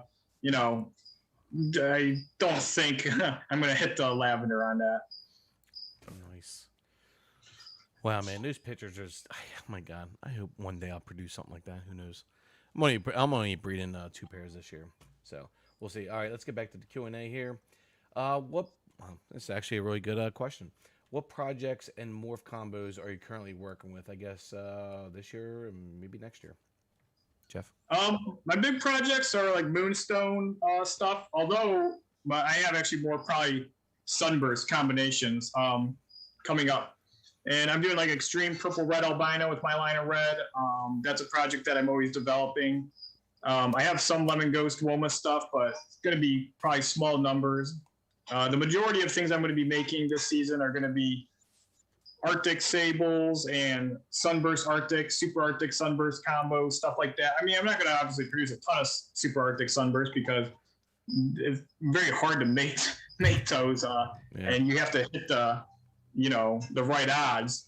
But yeah, a lot of sunburst combos, sable hets, sunburst condas, just regular sunburst, and moonstone stuff. I'm actually going to be posting a few moonstone for sale probably on Morph Market here pretty soon.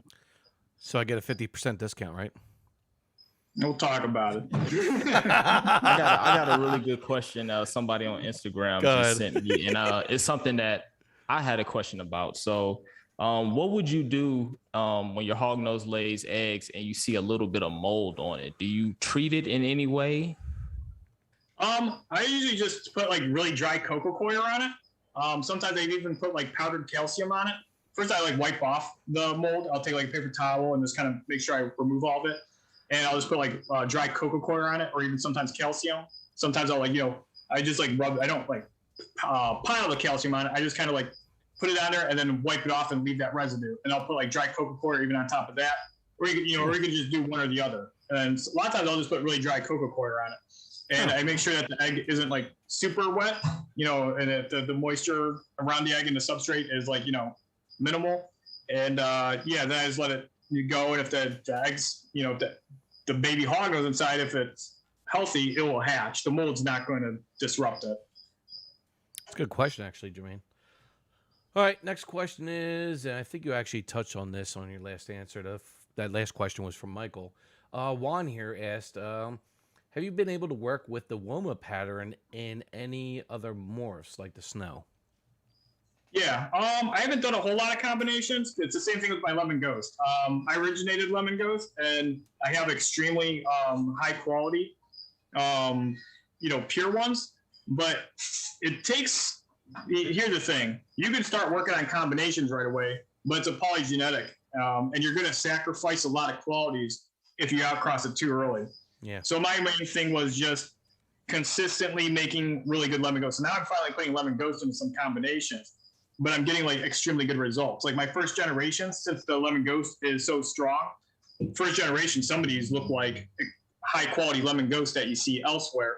And they're actually a 50% Lemon Ghost. But then you got to make that morph, and then you got to breed it back, or you should breed it back into Lemon Ghost, or in this case, this person's asking, we could just substitute Lemon Ghost and say Woma, but all Womas have Lemon Ghost in them, if you have my line or pure line of Woma.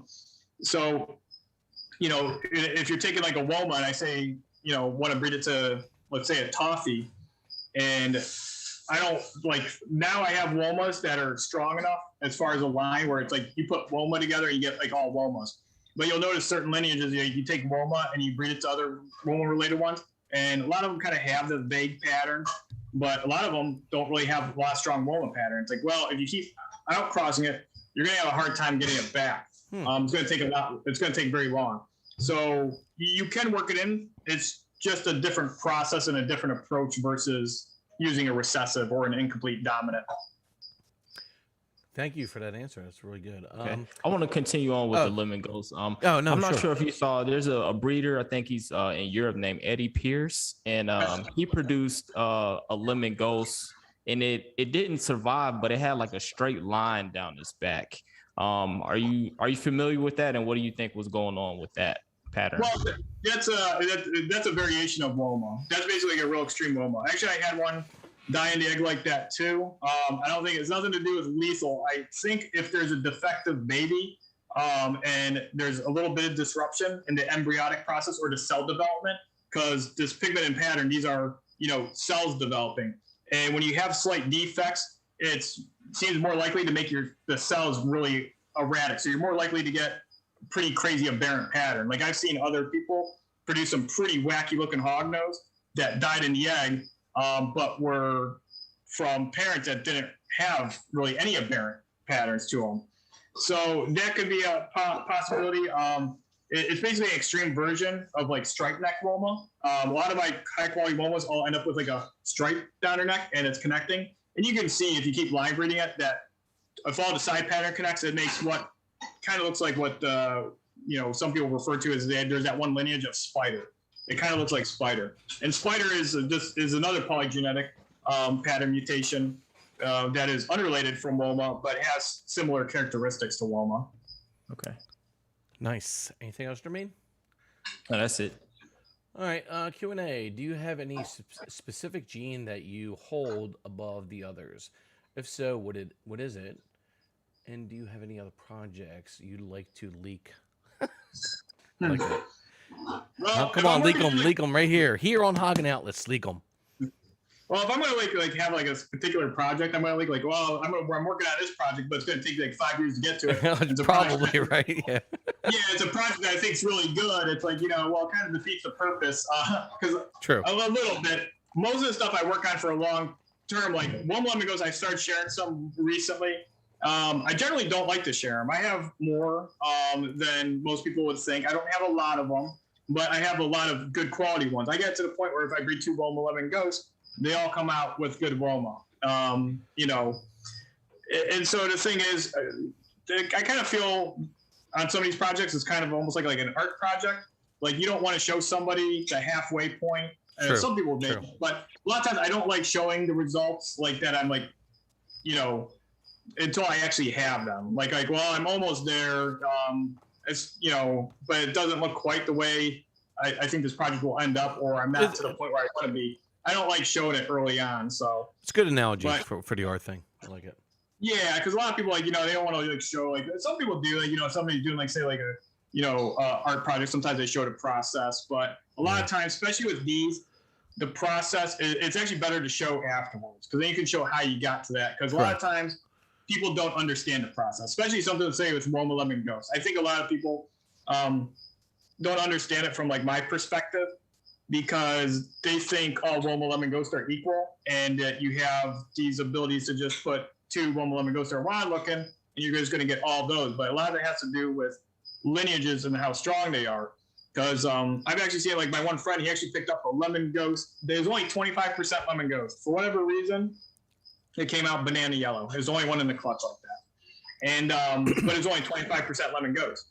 And when he went to breed it, he bred it to some other lemon ghost crosses and stuff. And he was never able to get one as high quality as that male. That male was kind of an anomaly. It's showing an expression of polygenetic variance.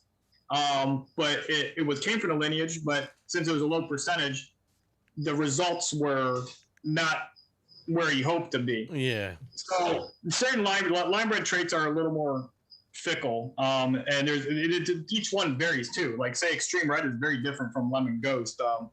Reds are way easier to maintain and obtain in hognose because red coloration slightly more natural. Yellows can be, I mean, obviously they are because you'll see those yellow greenish tones in hognose. I've actually seen some wild hognose that have some yellowish in them. Like again, like my first hognose I ever got that started actually on the Ghost Project, he had a decent amount of greens and yellows. Well, especially Easterns. Easterns just have an incredible variety of colors. Easterns, yeah. I found reds, all black. I've found, oh my God, so many color variations. It's crazy. Yeah, they do vary a lot. But if he asked one question about if I hold a morph in high regard, like I really like sables because they're a really big, basically color booster. Most people have seen them when they originally seen them. They've seen, hey, these accelerate melanin. It's a hypermelanistic. But if you look aside from that, you can see that there's increased orange, increased like greenish tones, because it's not only accelerating the melanin, it's also accelerating the other pigments, the xanthophores and erythrophores, the yellow and red pigments behind there. So it's like, okay, this is going to look real amazing when you remove that black and you put it in albino. And then, there's other traits too that still allow some melanin through, like these T positive traits like lavender. So lavender is going to be pretty much probably like a showstopper, a lavender sable. Yeah. And then you can add other traits too to increase the, sunburst sable would be nice, right? Mm-hmm. Yeah, I think so. Sunburst is sable. Sunburst is sable albino. Oh, that's true. Yeah, it is sable with it. Yeah, correct. Yeah. Correct. Backheated racks, okay. Vitamin water for breeding females. Backheated racks, okay. Backheated racks, they okay? Yeah, I think so. You just got to make sure that they can get to the proper temperature gradient. Heat, yeah. The back heat, infrared. Yeah. If the back heat's like 92, and so that back area stays stays in the upper 80s, like and 85, 88. Yeah, that's good. Next question. We'll keep these short because we have like a few more. I guess is living life. He's asking about. I guess this is about investment into hognoses. What is the best gene to invest in? Well, I would go with. I guess he's trying to ask like when it comes to comparing buying a hognose at a certain price and invest in to make, I guess, the most money out of it. So, Arctic. No, I'm just saying. I would go with anything like probably more mid-range things that. If you want to start out, I'd start out with projects that you are interested in, and definitely the money thing has always come second. I mean, when I started breeding hognose, you didn't make money off of them. It was pretty much just like a money losing pit. And I was like, I like numbers and stuff, and so I calculated it as a kid, and I was even like, when I was like in my mid-teens, I was like, well, I could probably breed hognose for a living one day. I was like, I just have to produce like 1,500 babies, and I'd have to do this, and that, selling them at this price, and then I have morphs or whatever. And that's because, again, they didn't sell for a whole lot then. But again, there was, albinos and stuff, so you could actually make up some profits on that and, do what you want or do what you like and, work with, say, a snake species you really like to work with.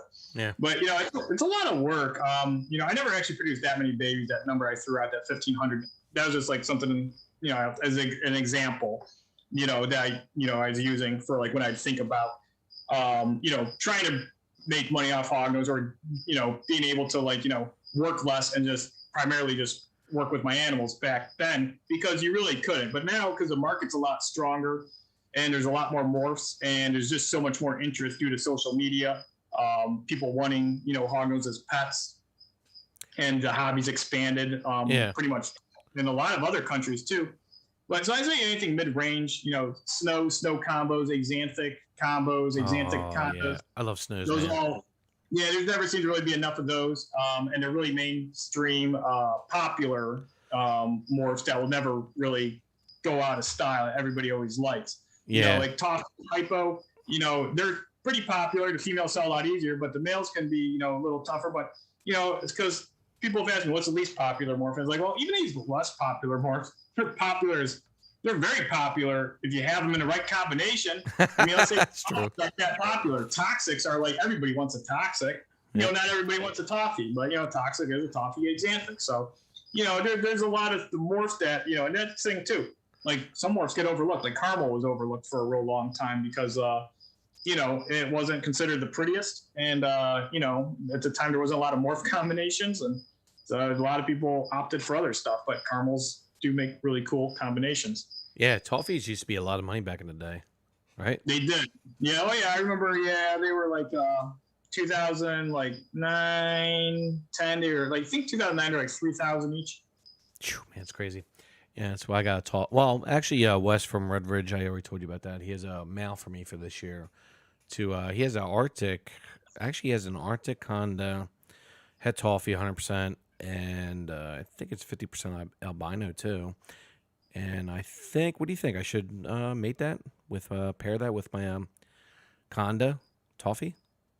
Yeah, I think that's good. I think that's a good combination. combo. That's the one. Was that the one we were talking about before? Yes, yeah, we talked about it on DMs. Yeah. Yeah, I think that's a really good combination. Yeah, there. I'm gonna try that out. I'm pretty excited about it actually. It's not like sorry, go ahead. It's sense. What's that again? I just said that combination. That pairing makes sense. You know, given like, I mean, you could always just say, well, you could get this, and that, but that's actually, and I think it's a very reasonable pair and makes sense for the genetics on both sides of male and female. 2023 is going to be my big breeding season. I'm hoping to I'm going to do 2 pairs this year and hopefully up to 5 to 10 pairs in 2023. And I have my female, which will be ready next year. She's a Conda, Het Snow, possible Ghost. And I got my female boy that I just got. He's around 8 grams right now. And I'm looking to pair those up because there's just so many possibilities. I think it's like 23 possibilities of the offsprings. Like, you know, you get the sun glows and stuff like that. So, and of course the snows. Next question. What is the most underrated morph and why? Oh, I like that question a lot. But I'm going to check for females. I'm going to check real quick. I'll be right back. There's a lot of that's a good question. I like that question a lot. And I got a really good question after this, actually. Let's see here. Let me just line out my questions real quick. I think we have a handful more. Like 2 or 3 more, and we're done with the stream here. Jeff, man. Dude, Germaine. I personally think the toffee is the most underrated.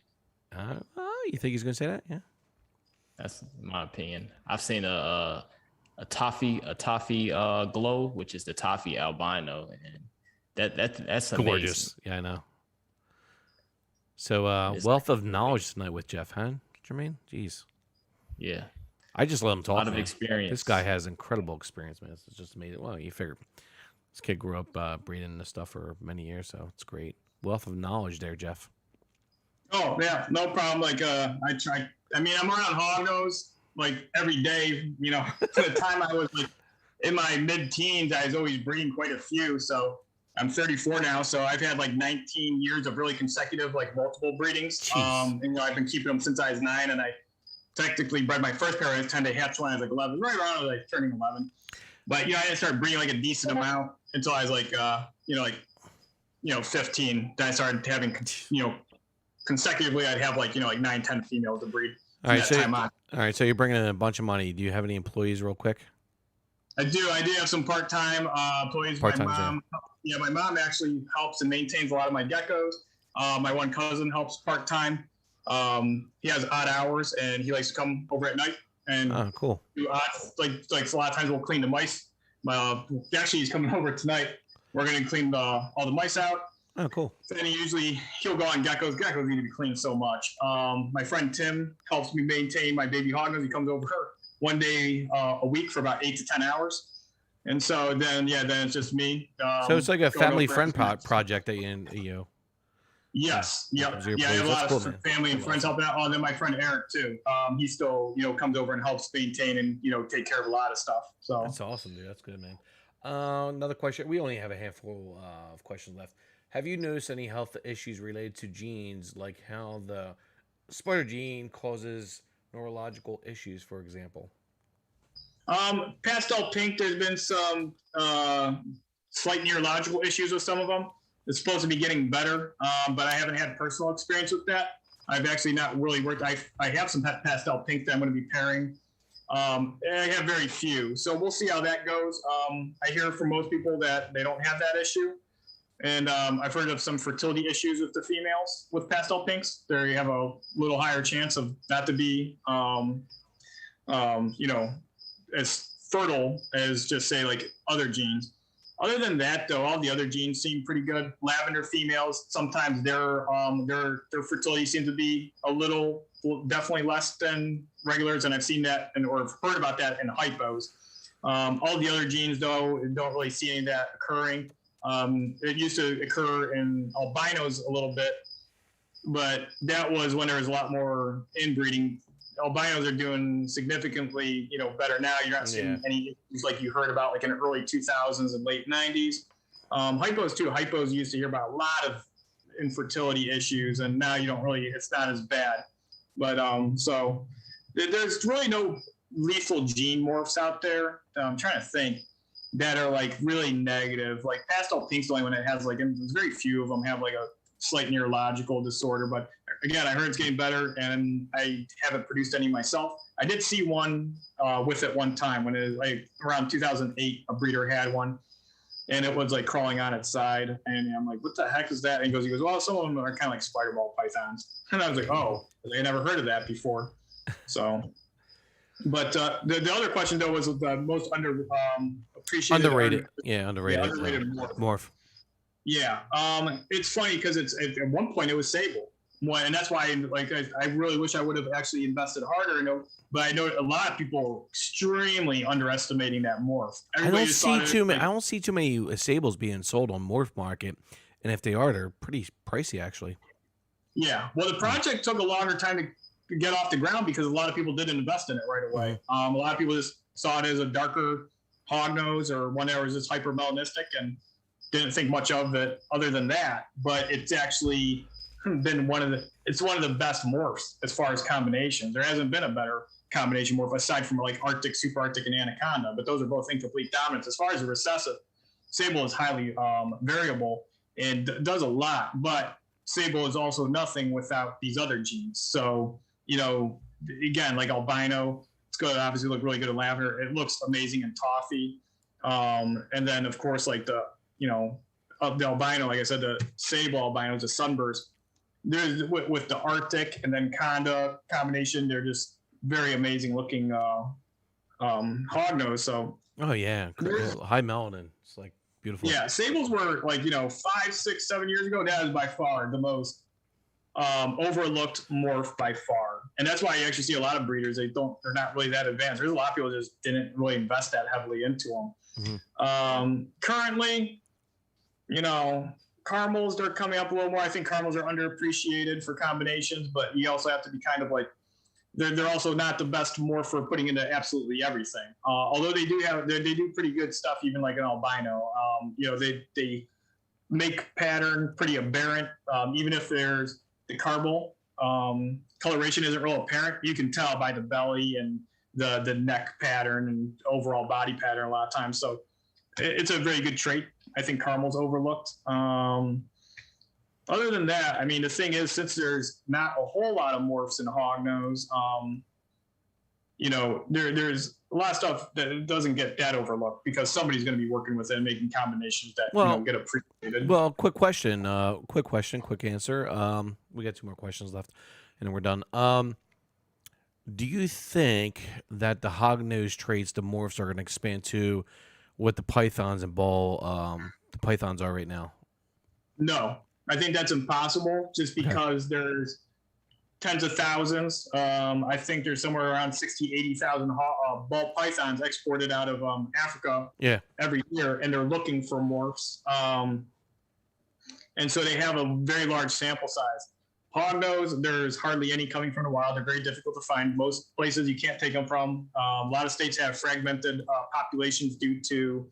You can't even sell them in certain states. Yeah, right. Colorado, New York. It's pretty insane, they should make it to where you can get like a permit, especially with how popular they're becoming as a pet. But, people need to speak up and write letters, and maybe they'll do something. A lot of times they don't want to change legislation because it takes work. Yeah. But I think there's actually, a very, very large number of hognose morphs out there, just from the sample size of hognose that are in the hobby and just in captivity. It's amazing how many morphs there are, mm-hmm. and how many are popping up every few years with really just a few thousand hognose, and most of them being a couple of generation captive, but they, keep like a few generations, like, domestic, like, captive kept specimens.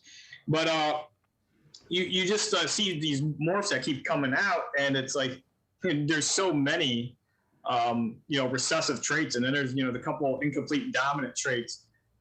Over a course of really just like 25, 26 years, and with only a few thousand probably taken from the wild, and then traits popping up from, a lot of them are probably traits that were, from the wild population. It's very low. Never discovered, until recently. I mean, that happened with toffee. Toffee ended up in, in Carmel, ended up being discovered in Europe.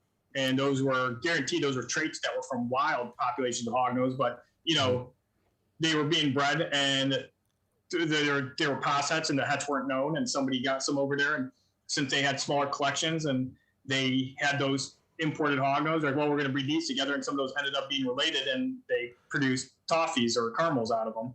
Wow. All right. We got het head hogs, sable baby. Yeah, caramel sables are a big goal, I guess, for a het head hogs. I guess you know them. Maybe looks like they know you. Yeah, hot head hogs. Yeah. Yeah, he's asking about the. Oh, go ahead. Oh, sorry. Oh, we're gonna say about head hogs. Say it 3 times. Yeah. Well, the caramel sable, toasted. I think what they call them. Toasted caramel. Yeah, those look really good. Yeah, I like that a lot. And that's a good example of it makes sense that it's gonna work well because caramel, has those deep, like kind of like mahogany, kind of like more brownish, orangish, like kind of caramely kind of coloration. And then sable boosts, melanin. So any of the melanin that the caramel produces is going to be boosted. And then it's also going to, pump up the other colorations in there too, like the orange tones. Nice. All right. 2 quick questions and we're done. Wound PA. Hi, it's Jenny again, Rostral Reptiles. I'm sure you know them. Yeah. She asked about the moldy eggs. So. Yeah. Oh, did she? Okay. She has a couple questions here. Jeff, is there any visual morph that you can safely pair with the same visual, or do you only pair visuals to a similar het? Good question, actually. Yeah, it's a good question. I had somebody say about lavenders, that you can't pair visual lavenders. And I'm like, well, what does it matter if the female's 1 copy of the gene or 2 copies? Because that's a difference. Now, if there's like some concern of inbreeding, or there's a small sample size of this morph, then I want to see more outcrossing. But that used to be a concern with albino hognose, and probably definitely I'd say hypos too, because there was just like a decent amount of inbreeding in the late 90s and early 2000s with them. I really feel like, because a lot of these issues that you've seen in albinos back then, they don't exist now. Except for maybe bug eyeing. That's the one that kind of lingers a little bit. But again, that's the cow crossing helps that a lot. But no, I think lavenders bred together is fine. If they're, say one's like an Arctic lavender, and you got it from, say John, and then you got one from like say Dan Eby, and you bred them together, and they're completely unrelated. I think that's a great pairing, and I don't think you're going to have any implications from that, because the babies are going to be coming out double 2 copies, the visuals, so say your visual lavender to like say a het, the babies, if there was any genetic defects in the homozygous, it wouldn't make any difference breeding 2 homozygous, unless that trait was weak and needed to be outcrossed. But if they're strong, I don't see any traits like that. Pastel pink might be one that worries me a little bit, just because of the past concerns and fertility issues. So that's one that seems like outcrossing does that trait very well. So any trait that needs to be outcrossed a lot, I definitely wouldn't want to breed too many homozygous together. But again, if they're really outcrossed, every now and then you can breed 2 homozygous together. Yeah. We got somebody just jumped in here. Somebody said they're late. A few people said they were late. Gamboo Jammy 29 said, "Tell Jeff he needs to get down to Daytona Expo. The boys and I will be here."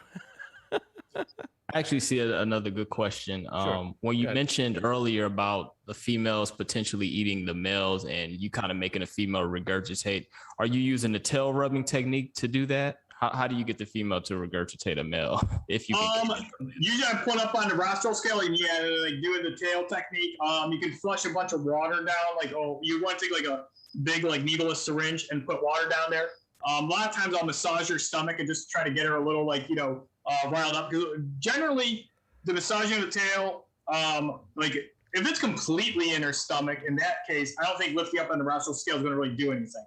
That was actually if there was still a portion of them even in her mouth, especially if it's still in her throat. That'd be a good one to get her to regurg. But if it is like, say she swallowed a male, it's completely in her stomach, I'd probably do the tail rubbing. I'd massage the stomach a lot and just keep on her until I do something that causes her to want to throw up. Because generally, I think if you massage your stomach pretty well, that's going to cause regurgitation if you keep on that, because a male is going to be too big of a meal for most these females, unless you had a really small male. But a lot of times you'll see these pictures of somebody that a female ate a male, and it is way too big of a meal. Especially if your male's like 75 grams. You're not feeding your female 75 grams in lice. Yeah, that's true. A really No, there's no way. So true. Another question by Wound PA. What causes what causes a hognose to have a kinked neck? Is it from birth or something else? Can be from birth, and then it just didn't develop until it got older. Actually, certain medications, but that's different. Like Baytril, one of the side effects is neurological damage, and that can actually cause kinking if a high dose is given. But generally, like, I don't know, there's stress might even like agitate like a kink that's already there. Because actually I had a hognose develop a kink in its neck, and that's a good question, because I had this female that was about 4 or 5 years old, perfect, no problems, and out of cool down, she had this big bend in her neck, like it was a big kink, and her spine there went straighten out. It felt hard. It was her spine, and it never went back to normal. And I actually had another female do that, but then it did go back to normal. It's almost like, and there's no outside anything, like, again, like I mentioned, like Baytril can possibly cause something like that, because it can damage the central nervous system. But these snakes were not ever given any medication or anything like that, and they were ones I hatched out myself and were fine.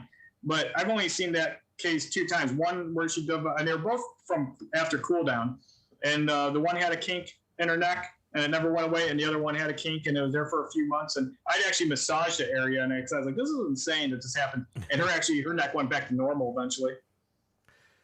Nice. Last question of the night, and of course it's from I guess my newfound buddy here, Gal32. Actually, they helped me with my 4K camera, and they said, listen, your video looks great, nice quality, but add some lighting. And I did. I brought some lighting, and the videos look great because of this guy. And of course, the lighting here I have tonight looks great, and it's because of Gal32. Gal32, I remember reading that back in the early 2000s, some breeders were trying to prove out Westerns that had very bold white rings around their spots.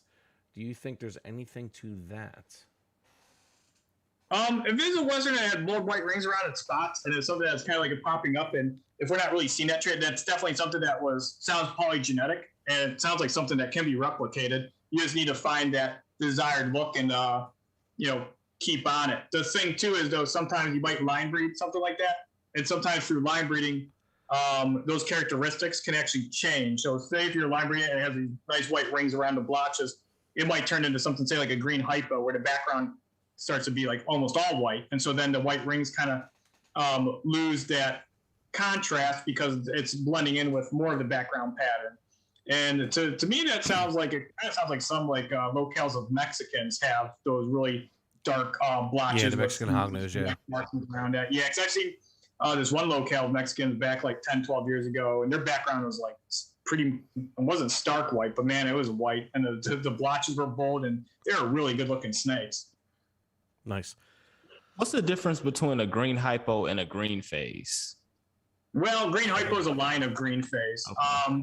It originated from CF snakes, the green hypo lineage, and then he actually called the more extreme versions watermelons, and so that's why now you see some people just referring to them as watermelons. Morph Market does it. Yeah, watermelons. Yeah. So yeah, that's actually a green hypo, same thing, and that's own line. I'd imagine there's been some mixes of other green lines put into it, because I see somewhere it's like, I'm sure not all these are pure 100% green hypos. Even the green hypos that I had that I line bred for a long time, they weren't 100% because I did some outcrossings at some point and then bred them back.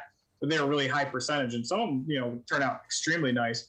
But yeah, just a green phase, it actually might be green hypo descendant. So you'd actually have to ask that actual breeder, like maybe they had a green hypo or something that's related to green hypo.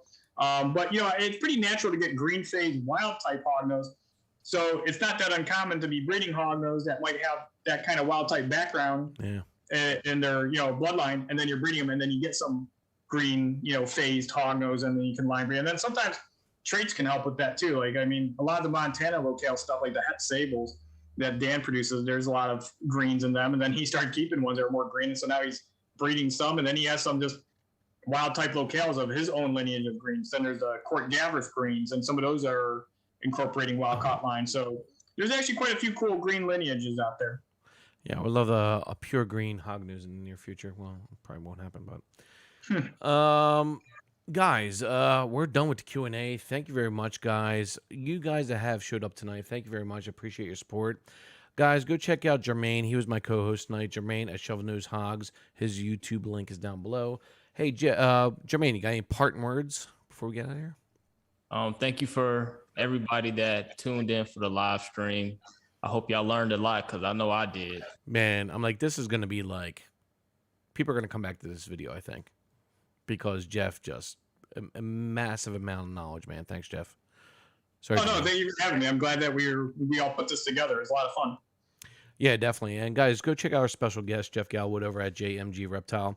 His Instagram is linked down below. He's very active over there, aren't you, Jeff? Yeah, that's where I'm the most active. It's I'm also like, Facebook's tough because I'm on there too, but I got Facebook messages and then Messenger. I prefer messages on Messenger, but sometimes it goes directly to my business, and I just don't really get notifications. Yeah. So sometimes it's out of sight, out of mind, and then I'll check back like 2-3 days later, and there's like 10 messages. I'm like, oh geez.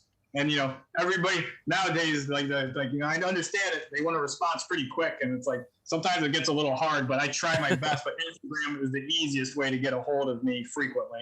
And if I don't respond to you, send another message. I don't care. I've had people because 95% of the time I get back to everybody right away. But I've had messages, and I even remember, man, I get back to that person, but I don't know where they messaged me. I read it. I was like, I can't go through all these read messages. But I mean, like, working on the message, and they'd see that I've seen it, but they don't know what's going on. And I have like 2 people come in here, like, Jeff, you got to see this. Hey, Jeff, this. And then my phone's like, somebody starts calling me, and then I'm in the middle of doing something. Then like 5 hours later, I remember, oh yeah, I didn't respond to that person. And so it's not that I'm ignoring anybody. It's just that I don't have the best organizational skills, and sometimes my memory slips. Man, you're super busy. I know that. I'm like, sometimes I'll message you on, Instagram, and you get back to me right away. Sometimes it might be like 5-6 hours later, which is cool, of course. You're a busy guy. So, guys, thanks for showing up. I appreciate it. Guys, I have actually merch coming out soon. Merch. Love merch. I have this animator, or this anime artwork artist that did my Hoggin' Out logo. She's actually creating anime pictures of my hognoses. Actually, I had to spend $200 for this. So I got 3 pictures, artwork, anime artwork coming soon. I'm going to be doing like cups, shirts, stuff like that. So check that out. I'm going to make a video on it. But Jeff, Germaine, thank you very much, man. This is a great friggin' chat, man. I had so much fun tonight, man. Thank you very much, guys. And chat, you guys were good, man. I'm not going to lie. You guys were good, man. Great questions. And thanks for showing up. Thanks for spreading the word on this live stream. And hopefully this is going to be something everybody's going to... I know I'm going to come back to the stream and listen to Jeff, especially when I'm breeding, so that's a fact. But guys, we're out of here. Have a great night. I will see you in the next video here on Hoggin' Out.